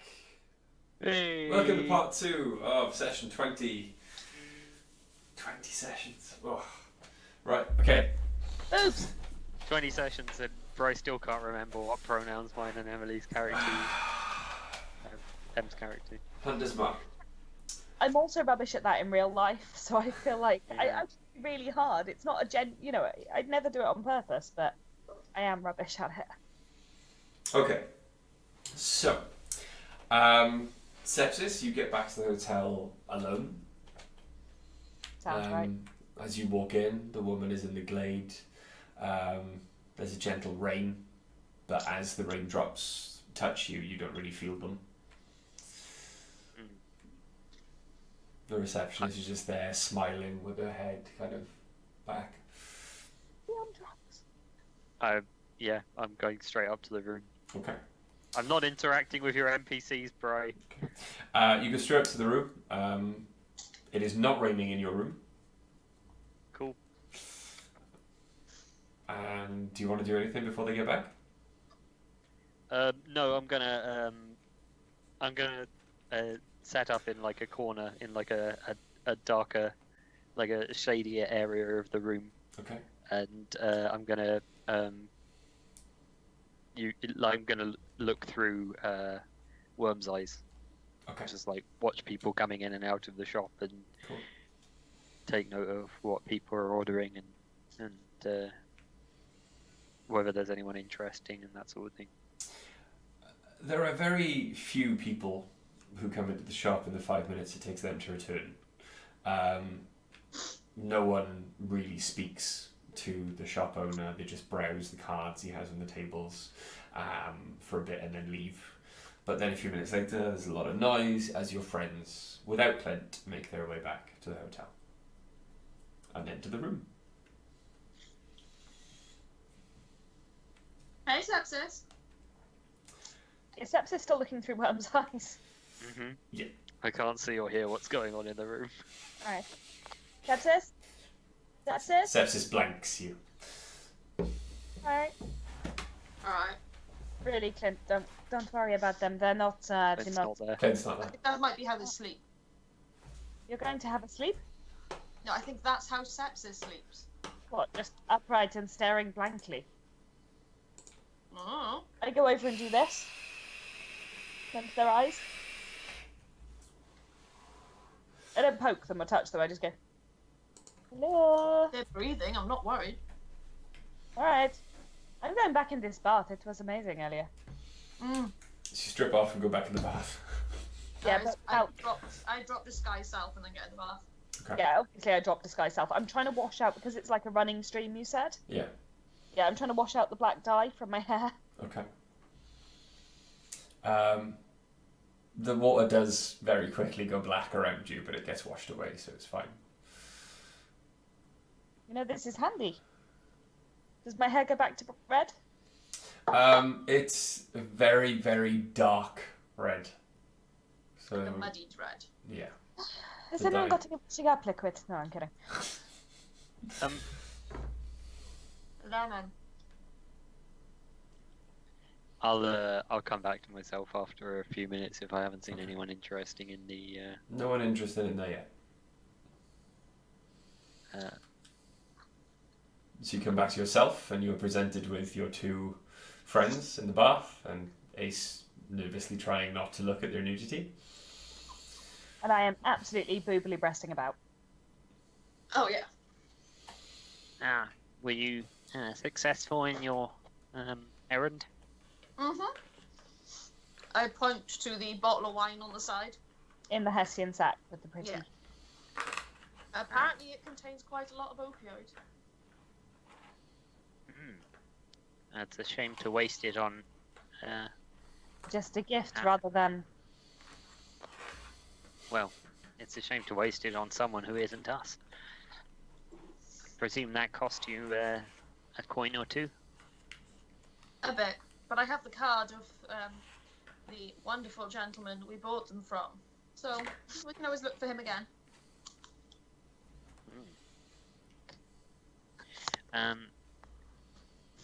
Ariana, I need a word with you. And I, like, not inconspicuously sort of nod toward Ace. Hey, Ace, Oh. You want polishing your armour? Why No, don't you I- come over to the bath? I try and drag Ace off to go and clean their armour and show me their weapons and see if I can convince them to show me their light hammers and discuss their theology. Okay. Nice. Thanks. I lean on the edge of the bath. Just look out of it like, what? I spoke to the alchemist that Clint suggested. The particular solutions that we might want to make use of, they don't come cheap. I didn't have quite enough, but the alchemist has a problem that we might be able to help them with in exchange for some fairly hefty discount. Okay. So gods. No, I'm kidding. It appears that there's a guard who, quite unreasonably, is harassing this honest business person, and making it difficult to carry out their trade. And is this guard an elf that needs putting away? Yes. And where do I feature? Just listen to teacher. No, I obviously don't say that. It doesn't make any sense. Oh look, Bry's having a moment. Carry on. Give me inspiration, bro. Give me inspiration. If you get inspiration, I want it for setting up, but I have inspiration. Well, yes, I thought you might be able to. I thought you might be able to help. I wouldn't want to go off and do this sort of thing on my own. It seems How like do you it want could me be to help? dangerous. Worm is going to locate this troublesome guard, and I don't know. Perhaps you could help distract them so that we could administer this, and I'll take out the poison that that Alakaz gave me. Okay. And how does that need to be administered? It's to be consumed. So you want me to go for a drink with an elven guard?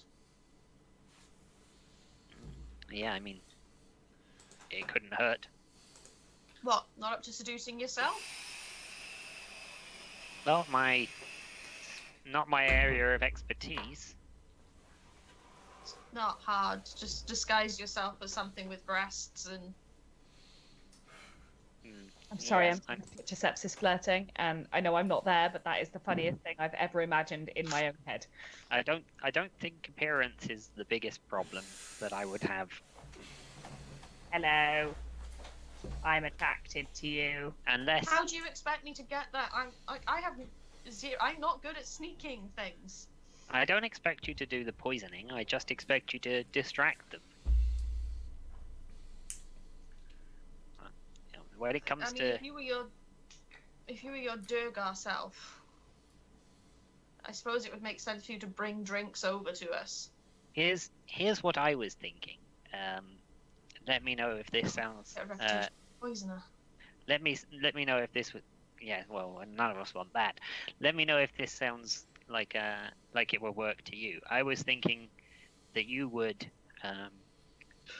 entertain this guard, get them sufficiently interested in you, and then I would come over, disguised as some sort of Durgar or some sort of dashing fellow, and start trying to take you away from them, and you would start paying attention to me, and they would get offended, and then I would challenge them to some sort of drinking contest, and then the poisoning, and then the death, and then the Are you hoping alchemist to would be on poison our them in a side. public area? The poison takes some time to take effect. So they wouldn't necessarily know they were poisoned. They wouldn't know for at least 20 minutes, and even then it would probably seem like the effects of the drinking competition at first. Do you honestly think an elven guard is going to stoop low enough to take part in a drinking contest? It depends how motivated they are, and I sort of gesture towards Ariana. Oh. When are we doing this? Well, Worm is going to find out. Is waiting to see this Captain Robert, and has instructions to follow him when he appears. And I suppose when we find out where an opportunity might arise.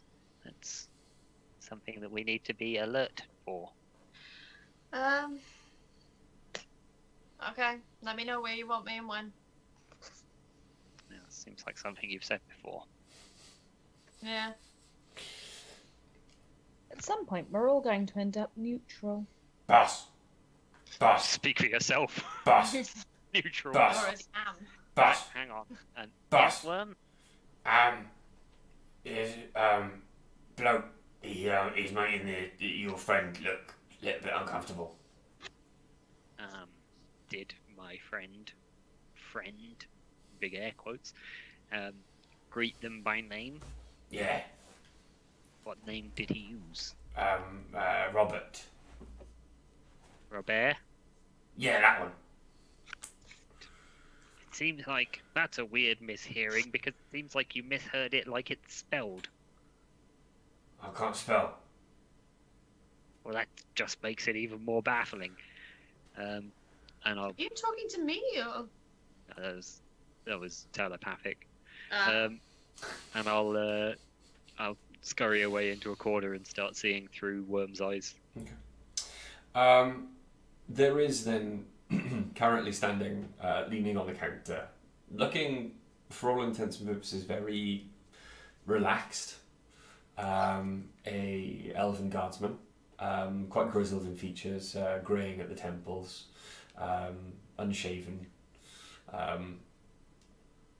There's a strange kind of blonde stubble coming through. But this guy has seen some shit. And he's just chatting quietly to Alikaz, who is tense and unhappy. Mm-hmm. From where Worm is, he's too far away at the moment to hear the conversation. Well, Worm is currently invisible, Mm-hmm. and I suppose I'll turn into. So I'm gonna be Worm for a little while because I basically when Okay. I'm seeing through their eyes, I can basically take control of them. Okay. So I'm gonna turn into a spider. Okay. And skitter a bit closer to see if I can hear some of the conversation. An invisible spider? Yes, still invisible. Okay. Roll me Still a stealth spider. with advantage. Oh, fucking hell. Rolling stealth. For a spider. Yes, I need to find the stats. Hang on. Jesus Christ, where's my? Oh, it's in Chrome. I was going to say, what stealth stats do an invisible spider have? Yeah, I mean, I'm using the imp's stealth. It's 19 is what I rolled. Okay. Cool. Okay. Just.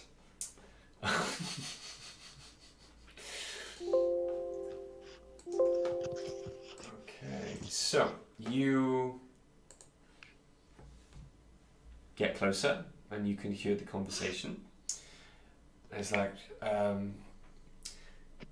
yes, I think you'll find very soon that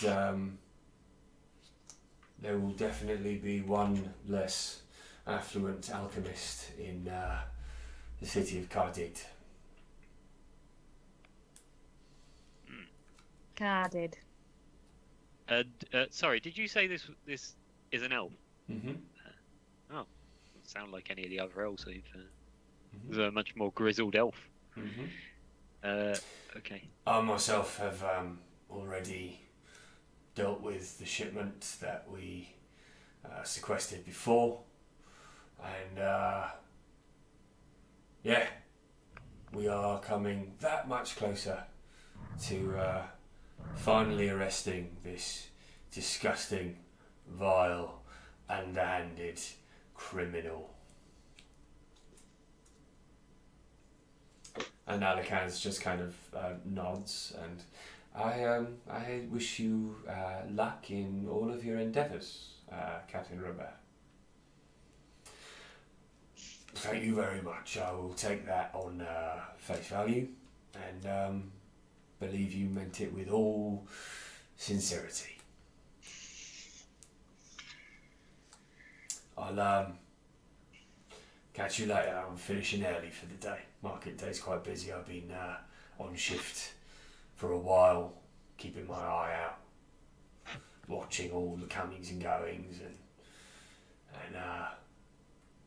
anyone, paying special attention to any newcomers, any of those who are where they shouldn't be. Thank you very much for describing how you do your job. If there is anything else, Captain Robert? No. Just gonna go for a drink with the lads. I'm gonna come out of Worm. I'll instruct them to follow this Robert to whatever tavern he's going to. I think I'll suggest they turn into either an imp or a raven and fly above, so they don't have to keep making stealth checks. Okay. Hopefully they can stay out of sight. That's fine. And I'll make my way over to Oriana and just say, Robert's going for a drink very shortly, so we should be able to get this. Yes. We should be able to get this done soon. Okay, I just stand up out of the park.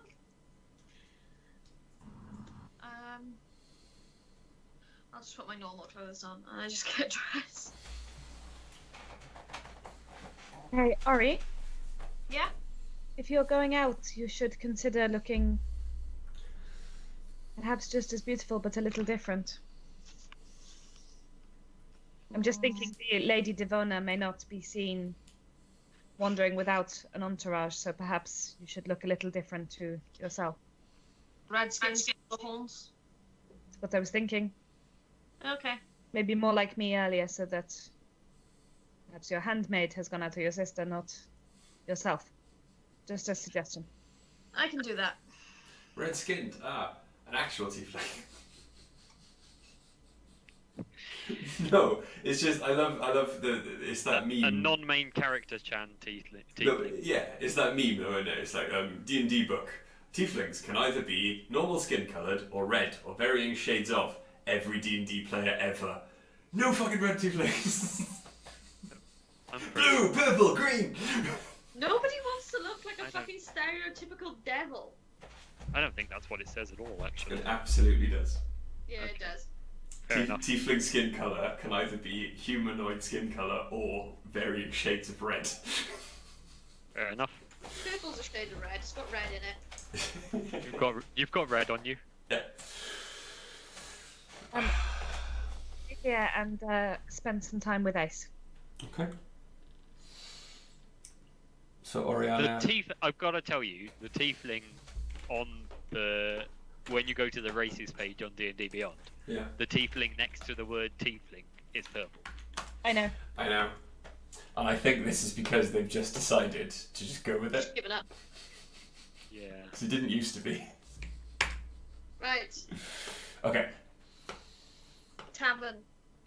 Where's this captain going? So you following Sepsis's guidance then. I take it you're going together. Yes. We're heading there together, but I think we'll Split up before going. Enter separately. Okay. I'm gonna need you to point him out to me. Worm can do that. So, following Sepsis's guidance, as Sepsis attempts to remember what Worm saw as he was doing a flyover of the marketplace from Elikaz's residence, I need you to roll me an investigation check with advantage because you've got an aerial view. Yeah, no worries. I will, by the way, Mask of Many Faces, I'll go in as a fairly grizzled looking Duragar with a good number of scars and a big old axe. Good. 11. It wasn't that difficult. That's good. You remember from your walk through earlier with Clint where exactly the tavern district is, just outside the market district. And because Worm spent quite a lot of time outside of it, waiting for an opportune moment to go in, you do very quickly notice the quite nice establishment that the captain has decided to drink in, called the Fair Rose. And you find, after about 10 minutes walking, your way outside. Okay. What do you want to do? I will call Worm, and I'll get Worm to, in invisible spider form, take up residence on Ori's shoulder, so he can whisper to her. And Can't come yet, boss. why? The door's closed. Okay. When we come inside, take up on Oriana's shoulder. Yeah. And he. All right.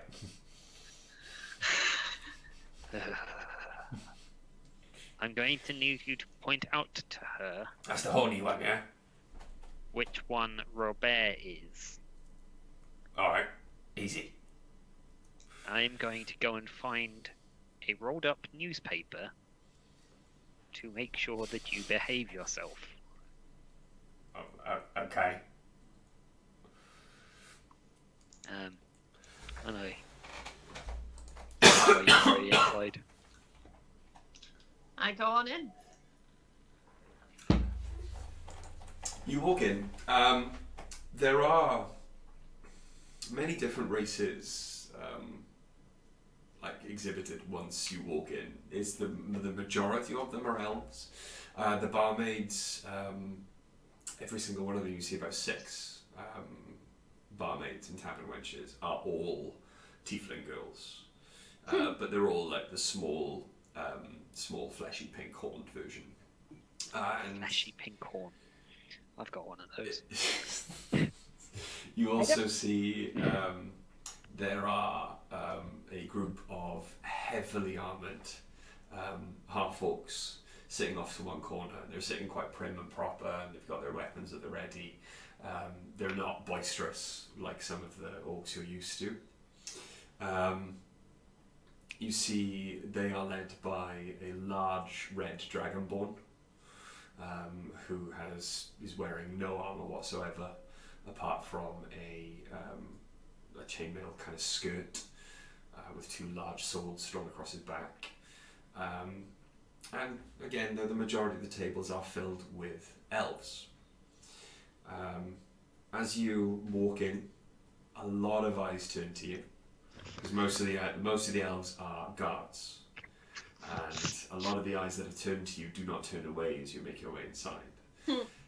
As you kind of stand there taking in the room, you do feel a very gentle tickle on your bare shoulder, and you hear a small... I resist the urge to swat. You hear a small whispered voice going, "You alright, Ori?" William? Okay, let me go to the bar first and get a drink. Alright. Do you want anything? I've got everything I want right here. Smooth. Yeah, in the disguise self, I've got a corset on now as well. Okay. Underbust or? Yeah, little cut blouse. Nice. You know, it's quite uncomfortable travelling on your shoulder. I'm sure there's a more secure position I could be in. You stay where you are. Alright. Filthy little creature, I love it. I prefer impish. Hey, still can't have it. Yeah, I know. Doesn't work for you. And I never get given any, so... No, neither do I, despite all of my excellent puns. Yeah, I walk up to the bar and order like a cup of mead. Okay. one of the elven guards, who is far in his cups, kind of saunters over. He goes, "Hello, so gorgeous thing, you. There's one of you. Might I buy that for you, milady?" That's quite alright. I can buy it for myself. Why don't you sit down? I would, but if I did, I think I would not get back on my feet. Good lord. Is there a stool next to him? He's sitting on a stool. Ah. Like, oh. Well, if that's the case, I pay for my drink and walk away. Where'd she go? And he looks in the opposite direction that you walked. Where am I going, Lynn? Right. You see, all of these are like really pretty boys. Yeah. See the grizzled fucker over there in the corner sitting on his own? And you do. Oh. That one. At this point, I'm going to enter the tavern. I'm just going to take a position at the bar, and just order a small keg of ale. Is there an empty chair at this captain's table? There is. He's only about 5 foot tall though. That's not gonna be a problem for you, is it? No. No. Doesn't have anything against short guys. Yeah. You can go back to your master now, Lynn. Alright. Thank you. Careful. Don't do anything I wouldn't do. I'm gonna mentally instruct Worm to take up a position on the wall above Ori and Robert's table. Alright, and he does. I walk over to the table and I look and I go, "Is this seat taken?" And the man kind of looks up. He didn't look at you when you first walked in through the door. And now he looks at you. This is the first time ever that someone has looked at you with a very discerning eye, and he looks from your face down and then straight back up to your face. It doesn't travel slowly back up. And he is... This is the first time someone has ever been interested in your presence, not what you look like. And he is... There's no smile in his face. His jaw does not go slack. His eyes don't go glassy like most men who normally look at you. And he's looking at you with a very discerning eye. There are many chairs around the place. They're empty. Why this one, might I ask? Because you're the only one that's not looking at me like I'm a piece of meat. I will... And he looks around, and as he looks around at all these guys whose eyes have been following you and shoots them a kind of glance, they all realise that it's their captain looking at them, and they all kind of go back to their drinks and try and look a little bit more professional. I apologise for my subordinate's behaviour, and if you haven't already paid your tab, I'll buy that drink. That'd be very sweet of you, thank you. And he waves over and points at you. You might sit. I came in for a bit of quiet contemplation, but I'm sure any conversation with you would be as interesting as my own thoughts.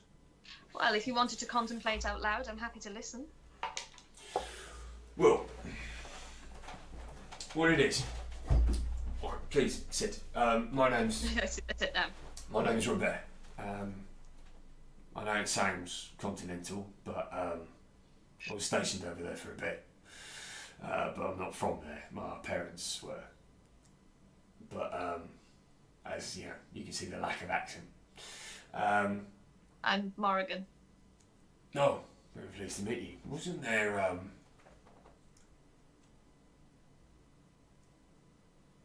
sure a long time ago, wasn't there? A goddess. Ah, yes, one of the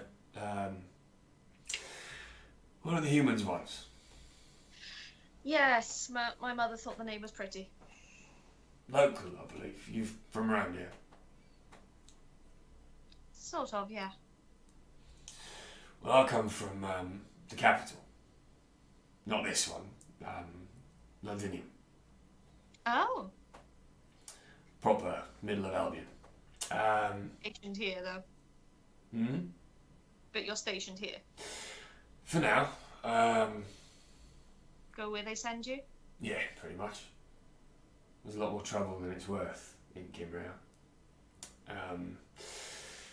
Can't get too far north because of the mountains, and the wild men can't go any further west, really, because there's nothing west of Avalon. Roll a perception check. Ooh. 16. Okay.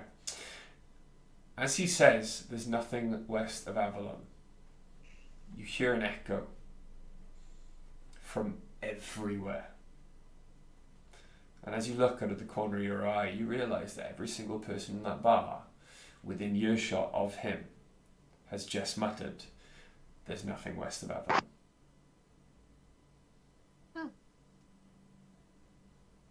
Just wasteland, is it? No. Just that's where the map ends. Everyone knows there's nothing west of Avalon. Because you're listening for it now, you hear The it again. greater good. And you look out of the corner of your eye, and people don't even seem to have noticed they've said it. Oh well. There's Oh, plenty of the east. Well, I want to go north. Yeah? Yeah, Pitland up north. It's rough. There's a lot more free Wow. humans out there. But we A have... lot more wild. We've got an army closing in from the north, army closing in from the east, one sailing up the west as we speak. The land will fall soon. We'll take it back. It's a fun little jaunt every once in a while, every couple of 100 years. They take it off us, we take it back off them. Our punishments are harsher. Oh, the pits. Humans daub themselves in blue paint. Thinks it gives them the power of the gods, go mental in battle. And, they give us quite a good beating every couple of 100 years when they forget how harshly we dealt with the last rebellion. But, You wouldn't think they'd have it in them. they haven't got long memories. Their lives don't last very long.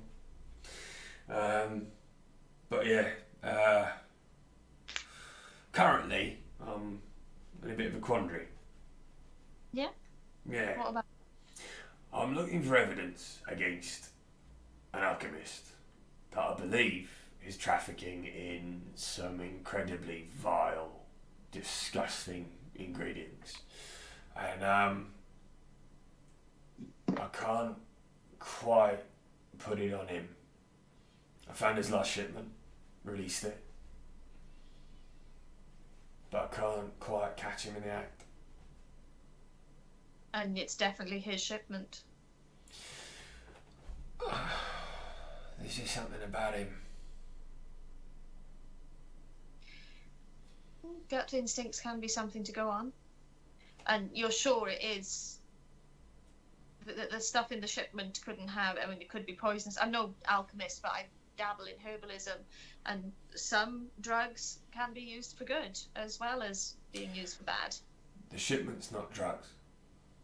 No? No. You don't want to know what it is. I mean, I'm a little intrigued. Yeah, but I've seen a lot Can't of... tease you with information like that. Roll a persuasion check.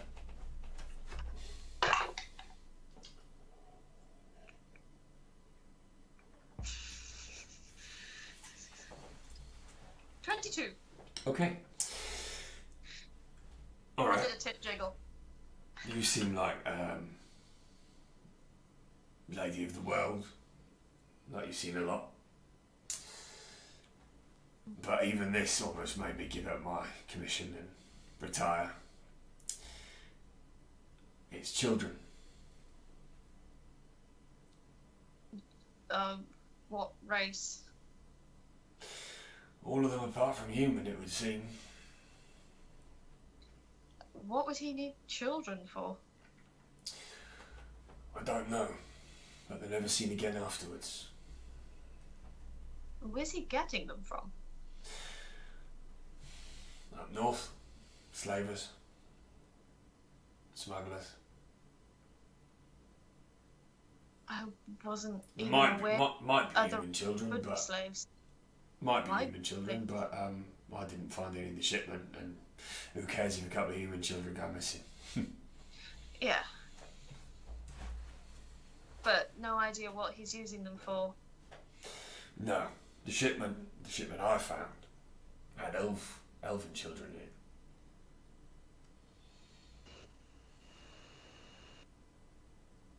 Why would... I can't even think of why.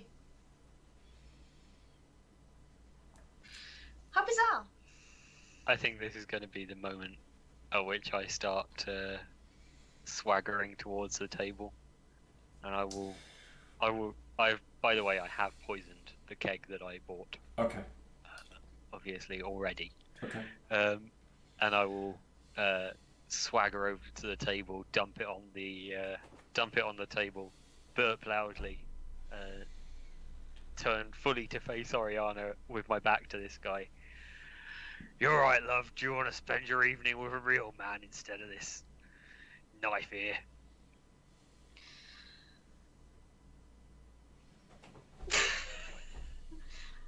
I look between Robert and Sepsis, going to go, no, I'm happy, thank you.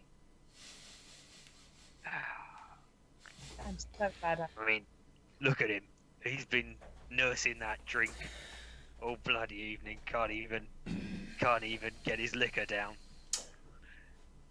Look, friend, while I've chosen to ignore the slight against my race, which in an establishment like this is liable to get you killed if you drink any more and starts banging it again, and I would not investigate too heavily who dealt the blow. The lady has told you she does not want your company. Now, what can I do to help you understand that you need to go away now? Well, I'm only looking out for her. I don't want her spending the night with someone who's not up to it, constitution-wise. I tell you what, if you can outdrink me, I'll leave you both alone. Outdrink you? Many have tried. You look like you've almost lost that match yourself. Looks can be deceiving, and I sway drunkenly. Okay. Roll a persuasion check. I'd much rather hear deception, Richard. I was going to say, would it not be deception? Alright, hang on. Sober. For the performance, I won't say Okay. performance check. Roll me a deception check. Okay. I missed. I missed the box. 18. 18. Okay, with that score then, roll me a persuasion check with advantage. Ooh, thank you. I mean, you could have that from me as well as an assist. 21. 21. Yeah. What are the terms then? How many drinks?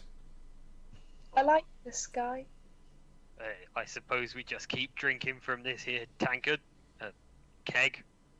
Tap the keg on top until one of us falls down. Like, blink at him one eye at a time. I cut across and go, are you really going to do this? Yeah, you're right. He probably can't handle it.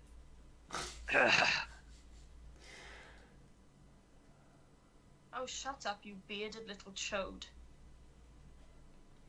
I'll know when I've had too much. I will bow out gracefully. When I've had too much. Come on then. Let's go. Come on then, fill your tankard. I start pouring from the keg into the tankard. Okay. Millie, do I stop?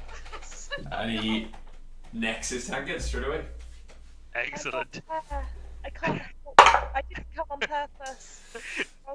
I will also down mine Okay. and pour another. He's just failed his Constitution saving throw Oh no. for the first one. Okay. I don't know if I need to make a Constitution saving throw because I'm immune to poison. You don't. At this point, Ariana stands up, slams her hands on the table, and goes, "I'm not going anywhere with either of you if you're going to be this childish," and just storms out. He drinks his second drink. I will also drink my second drink.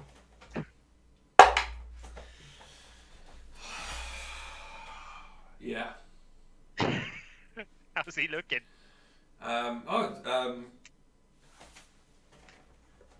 Drunkenness level, he's fine. Yeah. I'll keep going. Okay. Gonna drink his third drink. Oof.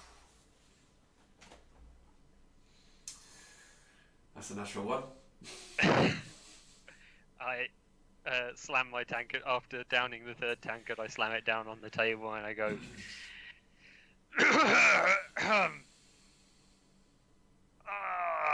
And then I just fall and land on the ground and start snoring.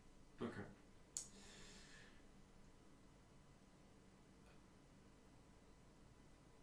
I think I've had enough as well. He says to like an empty table. Oh. One of the guards walks over and says, "Are you okay, sir? Would you like us to remove the small dwarf?" I'm alright. I just I don't think whatever beer he bought agreed with me. But he agreed with me more than I agreed with him. Yeah, I'll be fine.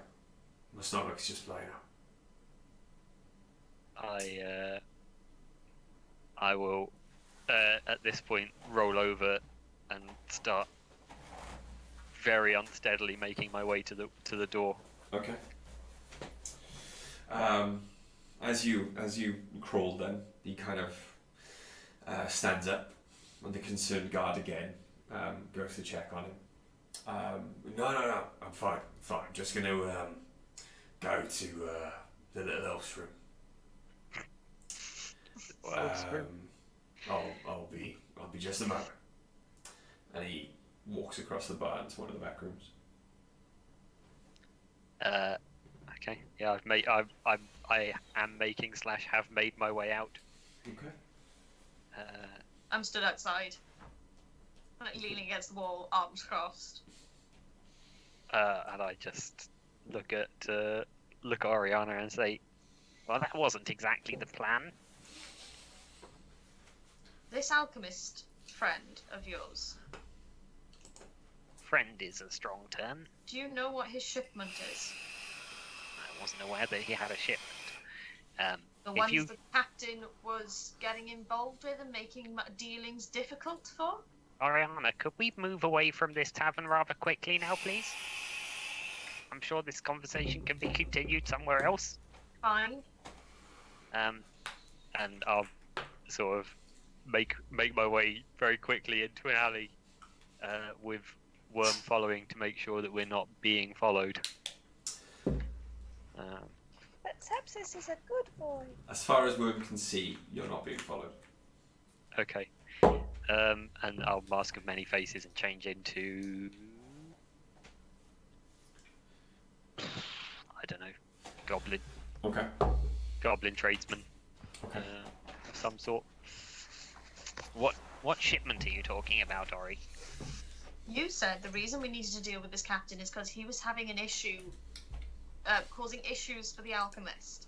Yes, he said, the alchemist said this guard is harassing him and making it difficult for him to obtain materials for his Those trade. materials are children. Oh, well, that's horrifying. I'm doing an insight check on that. Go for it. I mean, I actually didn't know. Go for it. No, it was more the reaction. Oh, whether or not I think it's horrifying. Okay. Or he's pretty pissed off with sepsis. Makes sense to me. I've got that. That is a nat 20. Okay, what's the total? My insight is 0, so. Okay, I rolled a 28. You absolutely believe that he's horrified by this information. They are horrified by this information. Yeah, it's pretty fucking horrifying. And it's not just human children, or it's any race. That's awful, but I'm afraid you found can't. that way too easy. What? Poisoning that guard, you found it way too easy. It was almost like you were practiced at it. I don't know what you're talking about. We had a plan, and I just went ahead with the plan. I feel comfortable when I'm following a plan. You watched that man drink poison and Well, didn't bat an eyelid. My understanding was that he is the type of person to use his position of authority to harass innocent business people. I don't think a business person who is dealing in slave trade of children as innocent. I wasn't aware of that. No, and you didn't give me a chance when I told you to go away. You continued with your little game. It wasn't a game, Ariana. It was the plan. I was following the plan. Well, the amount of fucking glee you got from it, it was like a game. I just storm off. Okay. I just say, like, sort of awkwardly stand there and go, we're going the same place. Doesn't mean I've got to walk it with you. Okay. And you go back to the hotel? Yep. Sepsis, you go back to the hotel? Or the alchemist? What time is it? It's about 3 o'clock in the afternoon. I'll go to the alchemist. Okay. Is Clint back at the hotel yet? Give me a second, because the hotel is further away than the alchemist is. Okay, so you get back to the alchemist. There is no one in the shop again. You walk back in as a... What did you say what you were? Goblin tradesman. He looks at you discerningly, but pays you no more attention. As you're just in the shop. Dewberry, night, whatever. Oh, I don't think we have any... It's in the back, yes, let's go. You've been here before, then? Mm-hmm. Not in this guise, I fear. No. I have guests. Mm-hmm. As long as you can be discreet. I am the discreetest. Of course. Then please follow me again. Yes. And he takes you up the long flight of stairs, and you're presented with his rooftop garden. And you see there are 3 children in the rooftop garden. One is elven. There is a goblin and a half-orc. Once we're up, I'll turn back into myself. Okay. My friend, you've returned quite quickly. Please, before you give your news, depending on how your news is presented, it may be slightly too, I suppose, horrific for these young ears. And he walks over, and the children are all kind of sitting there, and they're basically eating quite healthy, like, afternoon tea. There's children. I know you have not been here long, but please, I have a private room for you. There will be toys and books and lots of other things, and you can wait there until the next person will come to take you on your journey. Is that all right? The orc and the goblin kind of smile and nod and scoff some more sweets. The elf looks slightly more distrusting. It's like, I know you have no reason to trust me, but please, I can assure you that we mean you no harm. Regardless of what you might think or what you've been taught, you will find that no harm will befall you while you are in my home. All right? There are just some truths that you must be given. And then, if you wish, you can always choose to go back to your life before and take the tests and be inhabited with the spirit of whatever God your people tell you that will inhabit you. However, I can assure you, none of your kin who have walked through these doors have asked to return. And the boy looks at him long and hard, and then eventually nods and goes off with the orc child and the goblin to a door that you didn't see before. Right, well, yes. What can I do for you, my friend? Was that true? Do you want to roll an? Are you asking to roll an insight check, or was that in character? No, I mean, I'm asking. Okay. I'm asking him in character if it's true, but I probably will roll an insight check on his response. That was absolutely true. I would like to roll an insight check. Okay. One of my rare ones. Yeah, none of those children will ever see any harm befall them while they're in my presence. I would die before I let that happen. I've got 17. 17. He's speaking with absolute conviction. Yes, the children thing, the children part of this arrangement. Yes. It appears that my colleagues have received the wrong end of the proverbial wand about that. You can have inspiration. It's causing... Sorry? You can have inspiration. Thank you. Try so hard this session. It's causing... it's caused some friction with someone I would describe as a friend. The reason that I abhor the word, but abduct children is not to do whatever that captain believes we would do with them. Believed. Oh. Well, believed. It is to free them. Not so much the orc and the goblin, it's just if you're going to take a small elf child, they tend to have their friends around them. So they end up all coming and being told the truth.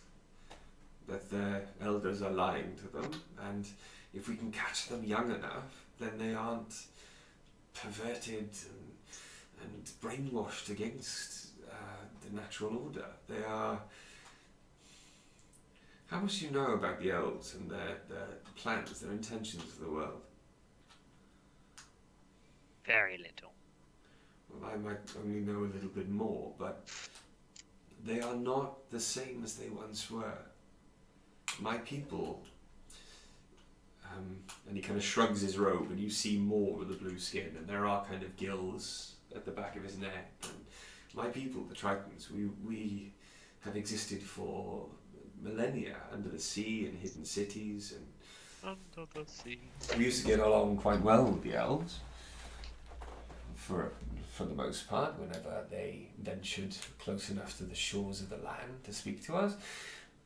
But that was when there was a great connection with their true home, the Feywild. That connection is gone. Have you seen in your travels a young elf? Once. Have you seen an old elf? It caused some trouble. Have you seen an old elf? I think so. Exactly. If I had asked that question, or one of my elders had asked that question 2,000 years ago, people would have laughed. Elves do not age. They grow to maturity and they are there, stuck. A perfect picture of themselves for thousands of years. An old elf was an impossibility. Where did the children end up, Alec has? That information is unknown to me, but I do trust the man who takes them. Who takes them? They call him Father. I'm familiar with Father.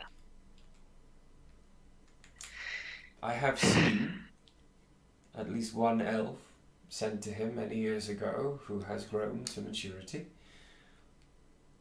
She's quite beautiful and not at all as xenophobic as her kin.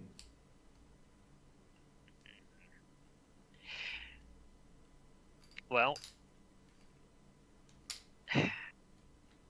Robert has imbibed a reasonably large amount of your tincture. How long ago was this? How long did it take me to walk from... Oh, good God. How long did it take me to walk from the tavern to here? It must have been about 20 minutes. About 20 minutes. Then So- he is possibly in the throes now of his final moments on this plane. Oh, terrible shame. Yes, quite. Well, it's been eye-opening. I do wish that you'd been a little clearer with me about what this little operation entailed. I would have had to have trusted you first, my friend. So, when Robert was intercepting your shipment, Mm-hmm.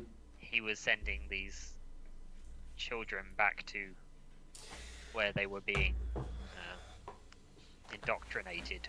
No, I suppose. yes, he was sending his children back to his families and they will eventually be indoctrinated, and it will be very unlikely that we will have a chance to take them again, and very soon many of them will go through the trials and it will be too late. What trials? It is only rumour, conjecture at this point, but it is believed that at some point in their early adolescence, an elf is put through trials. You've seen, I suppose, many elves in the city. The type of weaponry they use, those magical bows they have. Yes. Seen many elves sling an eldritch blast. No. Well, I have. And again, 1,000 years ago, that would have been unthought of an elf to use eldritch energy. The trials are how they gain their magical ability. Yes. They're all fucking warlocks. It gives them a long, long life. However, they still age, whereas previously they did not. Explains the thing with the bow. I can't hear any of this. Yeah. Another strange occurrence is that, again, 1,000 years ago, if you'd asked, do elves sleep? People would have laughed at you. Elves didn't sleep. No, they did not. That would have made them even more formidable. Exactly. A very short trance was all they needed. Now, unfortunately, they are, though they will never admit this to an outsider, they are almost as mortal as you or I. Comforting.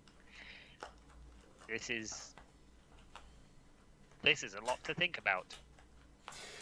Well, you think about that, and I will brew the potion we spoke of. Yes.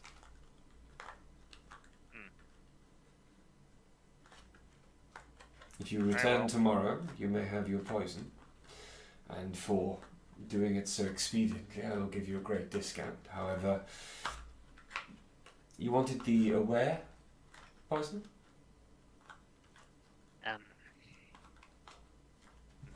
I think that the aware poison might come off a little sadistic. I've lost some goodwill in this service I've performed for you. Perhaps unconsciousness would be seen as more merciful. Well, then that's much cheaper. 100 gold pieces. With the discount? Yes. Otherwise it would be 200. I'm sure we can make that work. Return tomorrow and it will be ready for you. Good evening, Alikaz. Good evening, my friend Cedric.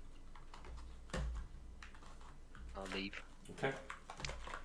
I am gonna leave Worm there on that rooftop. Okay. Invisible. Okay. And I'm just gonna telepathically instruct him to stay there and watch. Has Keeper got a chew toy? Tell me if anything unusual happens. I can't do anything. I can hear like a clicking, chewing noise. Yeah, I think I can as well. Oh, it's that. It's bright Sorry. fiddling stuff. Sorry. Yeah, so I'll leave Worm with instructions to watch and tell me if he sees anything unusual or unsavory. Okay. So while you are returning... By yeah. mortal realm Oh, standards. okay. By normal people. Okay.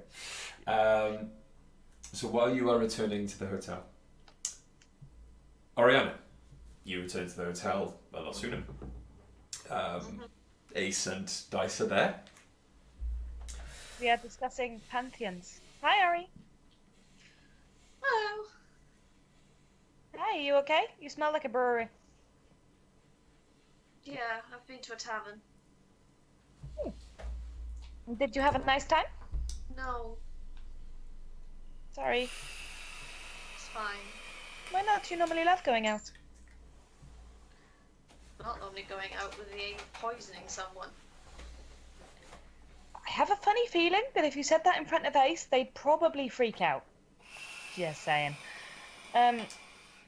You did what now? I did nothing.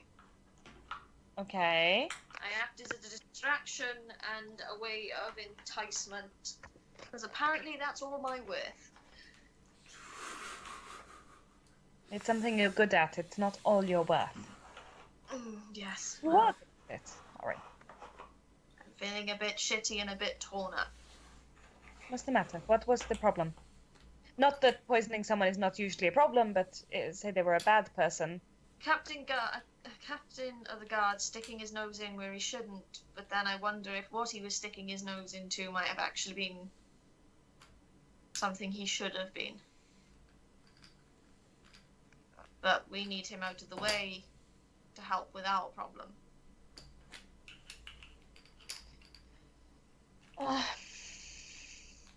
It's very difficult to know how to respond without more information here. I don't know what he was sticking his nose into. I don't know why he deserved to die or why he had to die.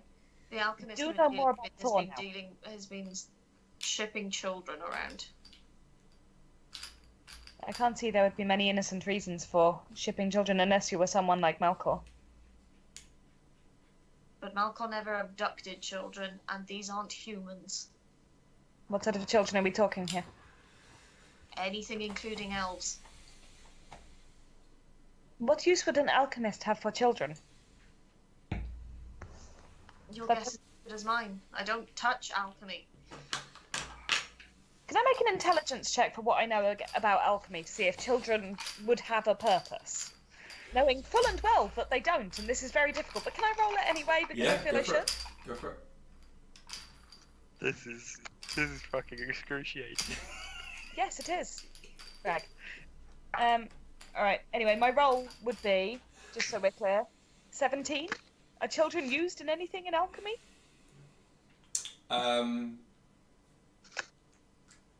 There are dark arcane rituals, like necromantic rituals, that specifically need children. And those books were forbidden to you as you were growing up. learning about magic and stuff like that. All But right. with regards to alchemy,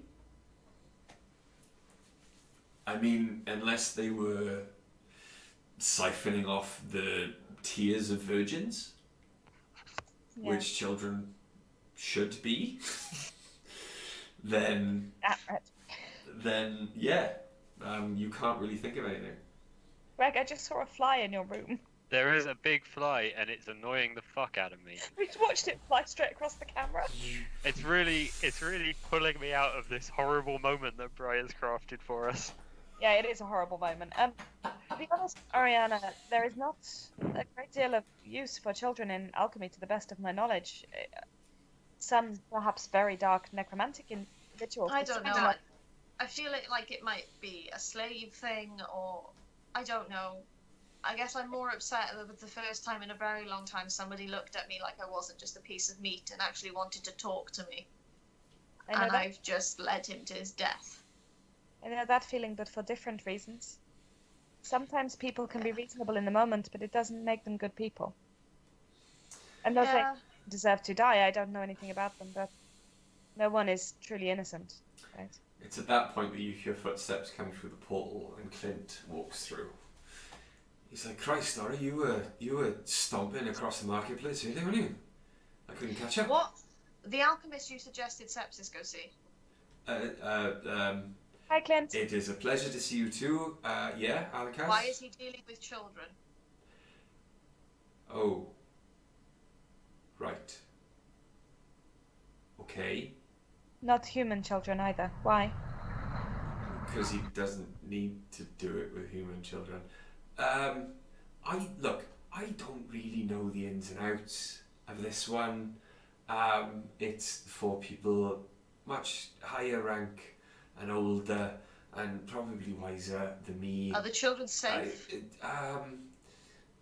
For the most part. Yeah.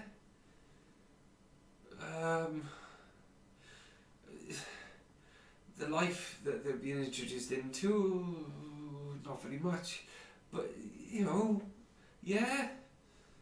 I think I'm not the person you should be asking about this. I don't know. All right. Hang on. The high level overview. You seem like a decent guy. Thank What use does an alchemist have for children? Because tonight a thing has happened. Well, in alchemy, none. I don't think. No. What use does this alchemist have for children? Why? Just a rough overview. Why are they transporting children? He doesn't have a use for children. He's got really good trade. He's trading children? No. Oh God, I'm not doing this properly. I'm so happy. This is really good D&D. It's so good. Right. Look. I'm cold. The dogs open the door. If you wanted to get something impossible to transport, and you knew all the smugglers were being watched, how would you do it? How would you move them? You'd find somebody who has regular shipments come in anyway. You'd find a legitimate business person who is also quite good with kids. Love a legitimate business person. Yeah? He's good with children? I could understand all this if it was humans, but it's not humans. That's the confusing part for us. Well, no, that's because they don't need to. Right. They don't need to unbrainwash human kids because we already know the way the world works. Hang on. Oh!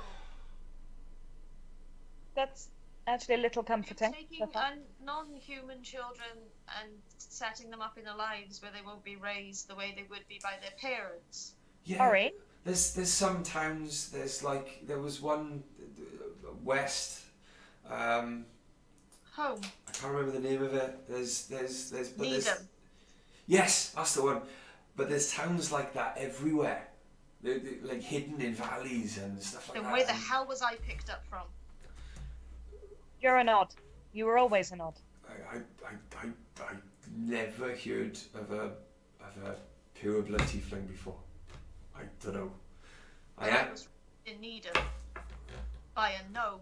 Oh. Well, to be fair, as a pure blood tiefling, it would have been quite difficult to find you suitable parentage because we hadn't. No, she did a fantastic job. There we go. It's fine. But I obviously wasn't from there, and now I know how I got there. But where did I come from? Ori, you don't know. It's potentially that's how you got there, but you don't know that that's the case. I'm really not the person to be asking these questions. I don't know enough information to stop digging myself a hole. Yes, sorry, Clint. You don't know that, Ori. And at this point, sepsis returns. I am going to go do something I haven't done in a long time and that I should have been doing a lot more often. I'm off to try and communicate with my gods. And I just walk off to another part of the room. Okay. And as Oriana walks past, I'm like, Oriana, it's good news they're not being sacrificed. I know. Oh, okay, well that was Sepsis, anticlimactic for me. Hello? I have a question for you. Oh, Who was the person that you went to sort out tonight? a god? An elven god? Oh, Which god? I want to ask Clint a question of the name of the person. Captain Robert, I was reliably informed. Clint shoots to his feet. I was reliably informed a truly awful person harassing innocent business people. Hang on. You killed Captain Robert. He wasn't dead when I left, but I'm reliably informed that he should be by now. Is this a good thing or a bad thing, Clint? I'm going to really Clint answer at this point. runs up to Sepsis with his arms outstretched, picks Sepsis up off the floor, and spins him around in a circle. Hang on. The cloak won't allow it. Or tries to. I'm rolling a dexterity saving throw. Alright. It's only a 10. Oh, you rolled a 9. Nice. I dodge out of the way. You dodge out of the way. Exciting. Ah! Joyce! Help! The kid is going to kill me! You beautiful, whatever you are.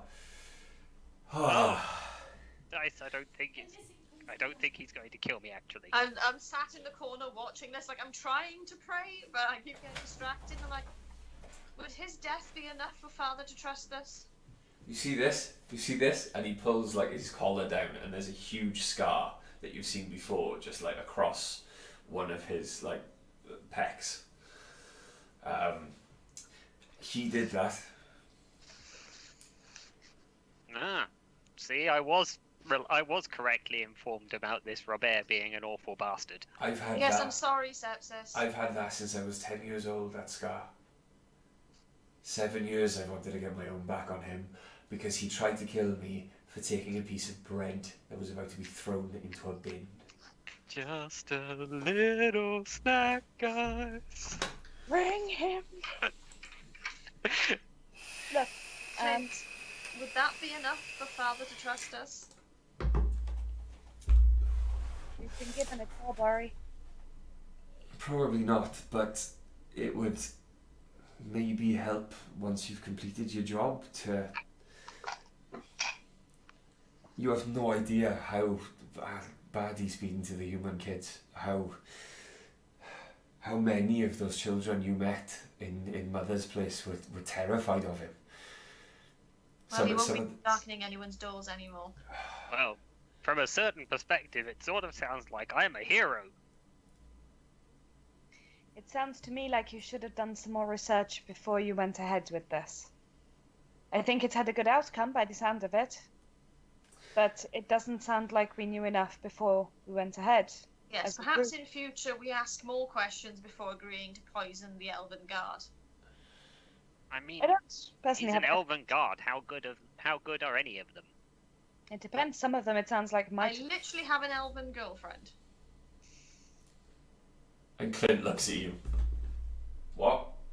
I mean, she hasn't exactly been the greatest traveling companion.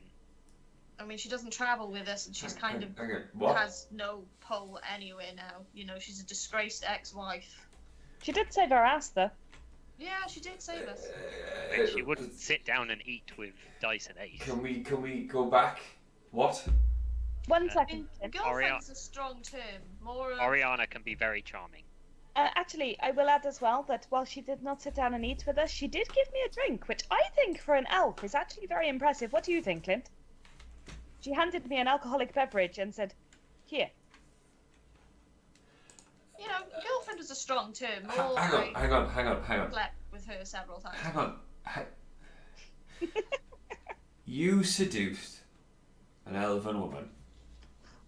An elven lady. Oh yeah. Such an important distinction. You seduced an elven highborn lady. Yep. And you were so good. She served a drink to a human. And helped us escape an elven guard's ambush. That too. There are a few girls in our employ that maybe could benefit from your tutelage.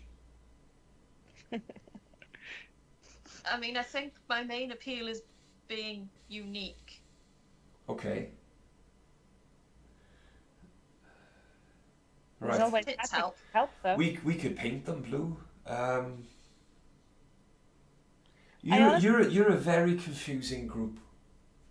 That's it. I've discovered it. We're going to fuck ourselves to equality. Better than some of the alternatives, don't you think? Dionysus would be so proud. I'm I join alright. in. I'm just not as persuasive as you. Look, Also, I'm human and Get everyone. drunk, fuck bitches, save the world. What time is it? now Yeah. in game, Yeah. it's about 3:30 in the afternoon. I'm going to go for a lie down. This has been a very emotionally turbulent afternoon. Perhaps it's Yes. just more prep, but it doesn't sound like you made any mistakes, really. Fuck prep. The kids in the mother's place are gonna throw them a party. And I'm I- sorry for shouting at you. I forgive you. Except I she's am- off with a halo. I am sorry I put you in an uncomfortable position, Do you have Oriana. any more of that poison you used on the guard that we could use on this posh tart? No, but the alchemist has offered us a very good deal on something quite potent. Okay. I still think it's a waste on the wine now.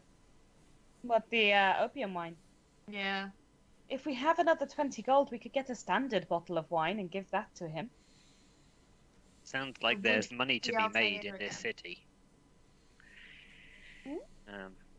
It sounds like there's money to be made in this city.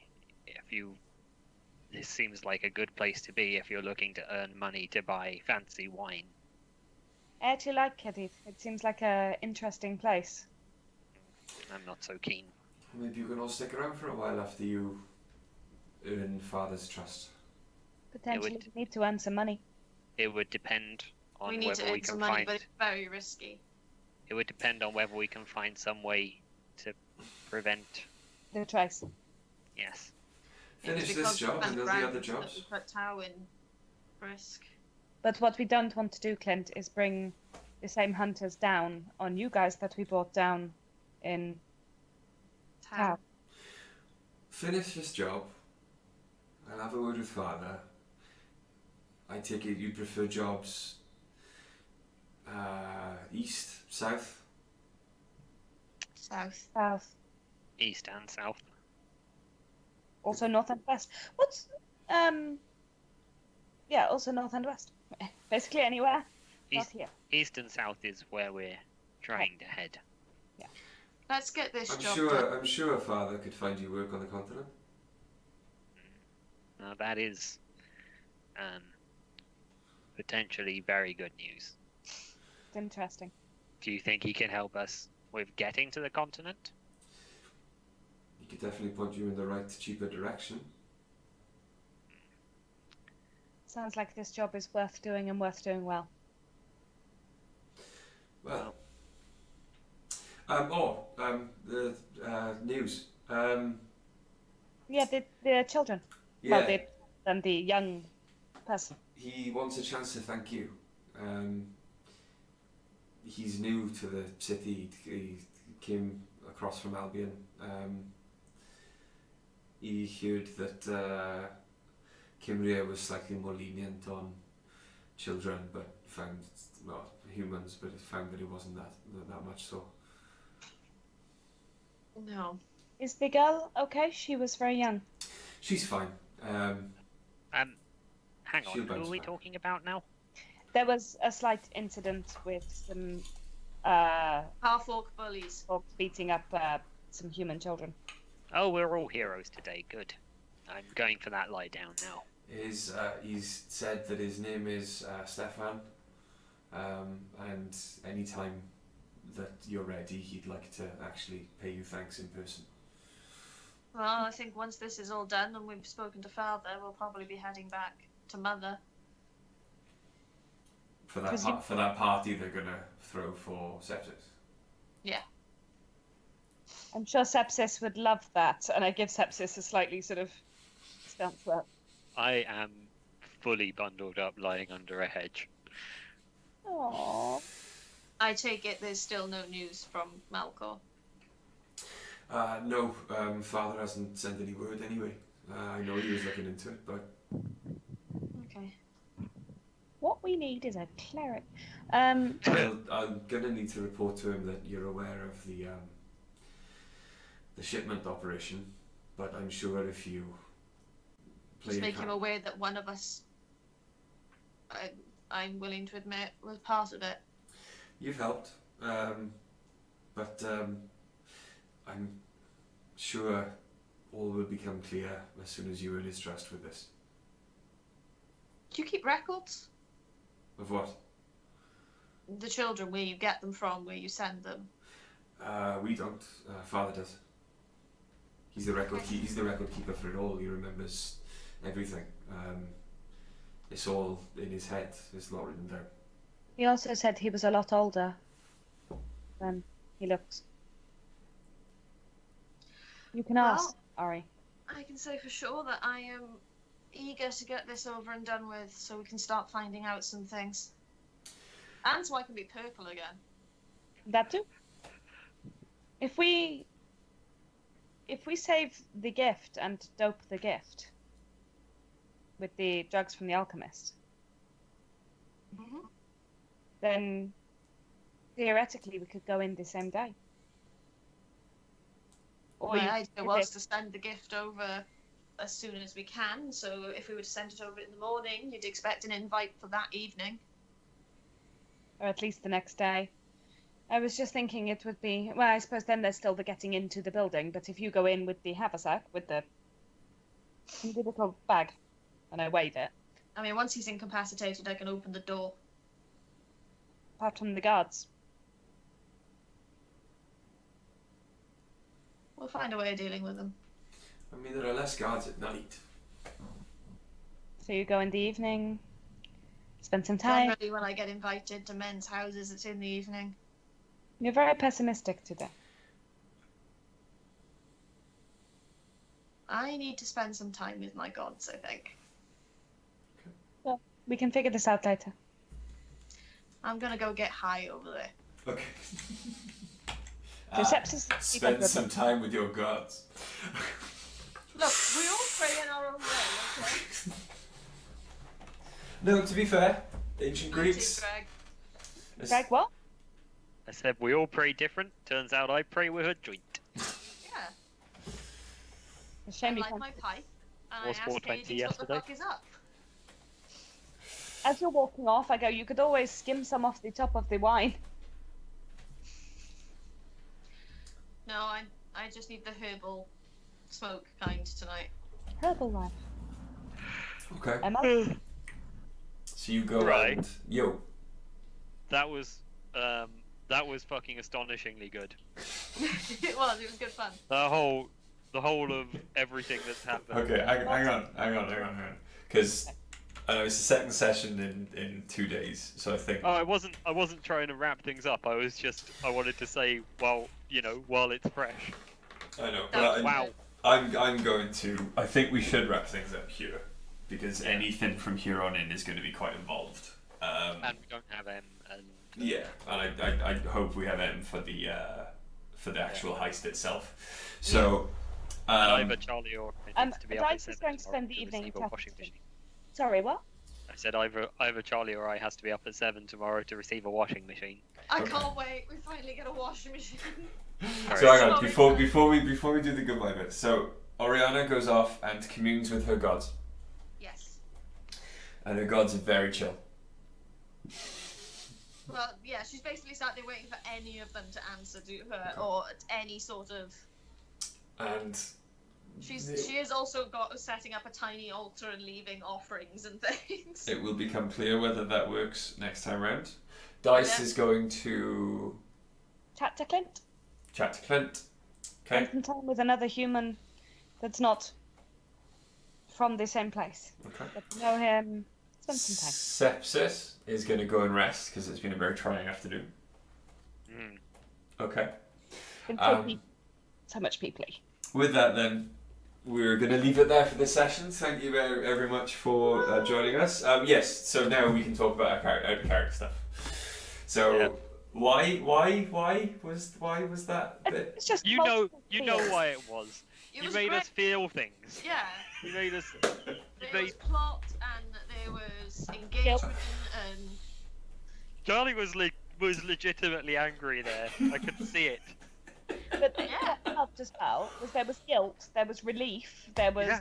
laughter, there was nice. There was another time when I have to feel things and not let Sepsis feel the same things. It Like, was it's- sat here genuinely like, do I stop sepsis from poisoning this man or? I was genuinely here. I feel horrible about it. I hate what's going on.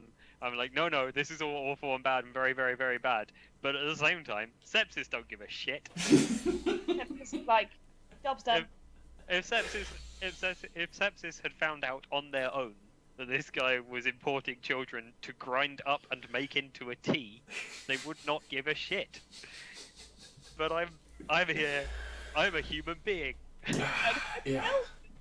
I don't want to play a game where I'm responsible for children being abducted and I did used in also- some sort of dark fucking ritual.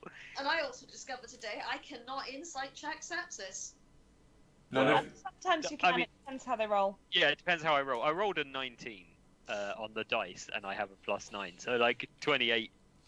It's a hard beat. Shit. what? I used disguise self. Yeah. It's a first level spell. In fairness, the DM does not have to make you roll the wild magic. No, I challenge. don't have to. 13. Yeah, you're fine.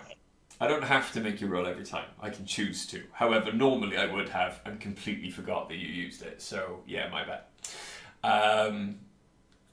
The thing is, as well, it was really good because although I wasn't involved in it, I was still like, It was horrible. It was horrible sitting here watching Oriana talk to Dice, and not being able to tell us anything. you guys did such a good job as well, considering that you You knew already because knew. you've been here, but you had to carry on with characters who didn't know, and I think you did amazing. Yes, and I did. Try. Hmm? A Yeah. lot of the time, if Oriana's not involved and she's not there, I just try to sort of zone out. No, but it was, you all did really well and it was really good. And I very much enjoyed DMing that bit for you. It was excruciating, and you're a sadist, and I loved Yeah. it. That wasn't, that was planned. I had, it showed that it was planned. Yeah, really. yeah. It felt planned. You lulled me in as well with having an elven guard that didn't get glassy eyed. Yeah. Oh, yeah. all Yeah. of that. To her like she was a Like- living You're such a manipulative little bastard. I still love him. Yeah, The only other person who looked at Ariana that way was Malcolm. Mm-hmm. so good. I was That was playing so on that. You're a fucking mastermind. Thank you. I'll take that. But yes, I very much enjoyed session 20. I did. Um, That might be my favourite session yet. I will also say, and this isn't just a birthday present,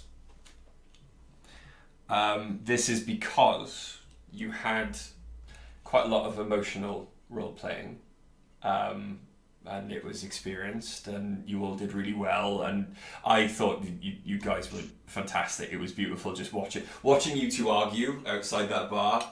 That was just awesome. You are now, what level are you now?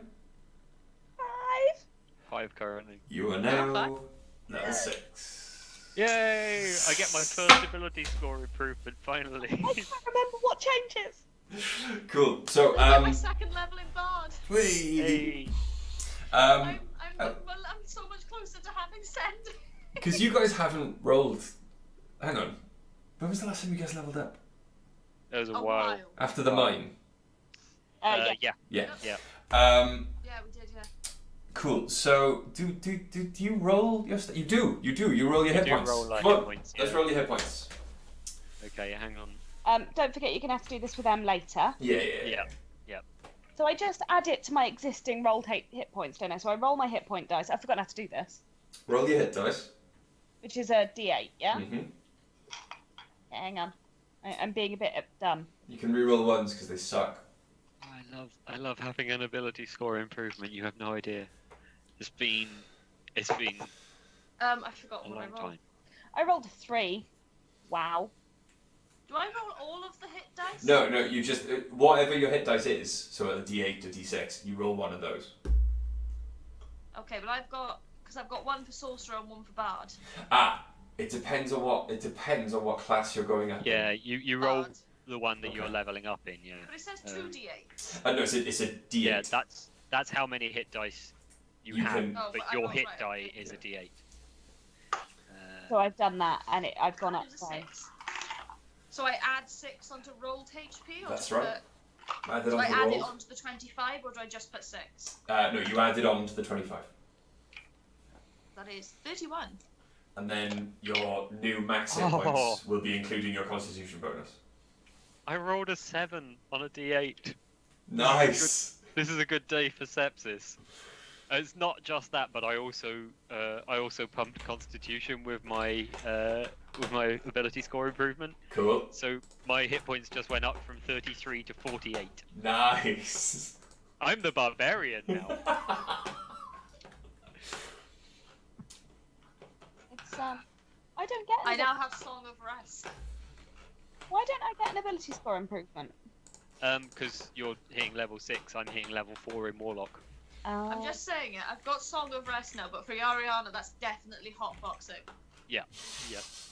Da-da-da. Yeah, I mean, Bards Okay. doesn't have to be music that they use to Ariana inspire does have a flute. influence people. Has anyone got new spells? I don't have any new spells. I will I don't do. think I do. I don't. I do have new spells. It's interesting. Yes, I can I pick need a to new click back into it, and this iPad, as much as I love it, Oh, I very do get a new spell. is slow. Do we want this? It's Do you- loading. Do you get any new battlesmith stuff? I get a new first level spell. Cool. Oh, I know why I get new spells, because I'm a multi-class spellcaster. That's why. You get new Because you artificer infusions, Mel. I know, but I'm already using both of them on really important things, and I only get 2. Yeah, but you get level 6 options now, which are a lot cooler. Not in comparison to the enhanced defense and the repeating shot, both of which are outstanding for Dice because she shoots her bow a lot. Yeah, in a city, you spoiling for a scrap right now? Because you can change them, remember? I know. I think I get more spells I can do. I've got more prepared spells, but no new spells. Okay.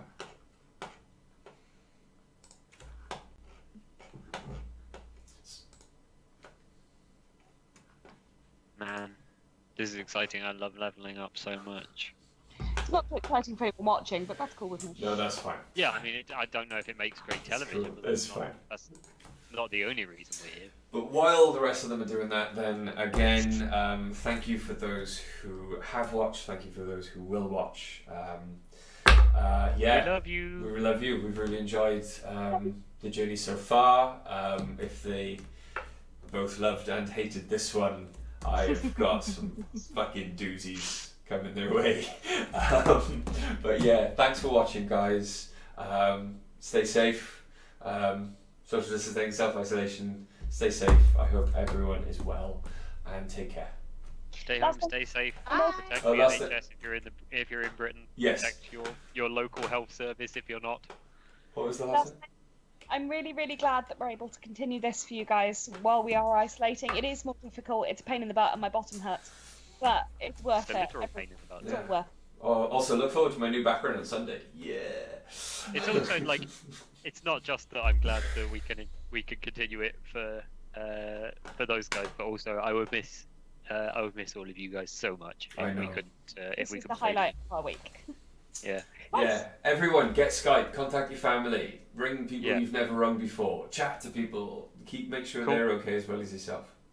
Call your mum if Yes, you have absolutely call your mum or dad if or you have a good relationship with your parents, and Absolutely, that that's wouldn't be a important. horrible experience for you. If it would be a horrible experience for you, then don't take care of yourself. just contact the people you care about. Yeah. Alright, bye guys. Good luck. Bye. See you soon. Bye. Bye.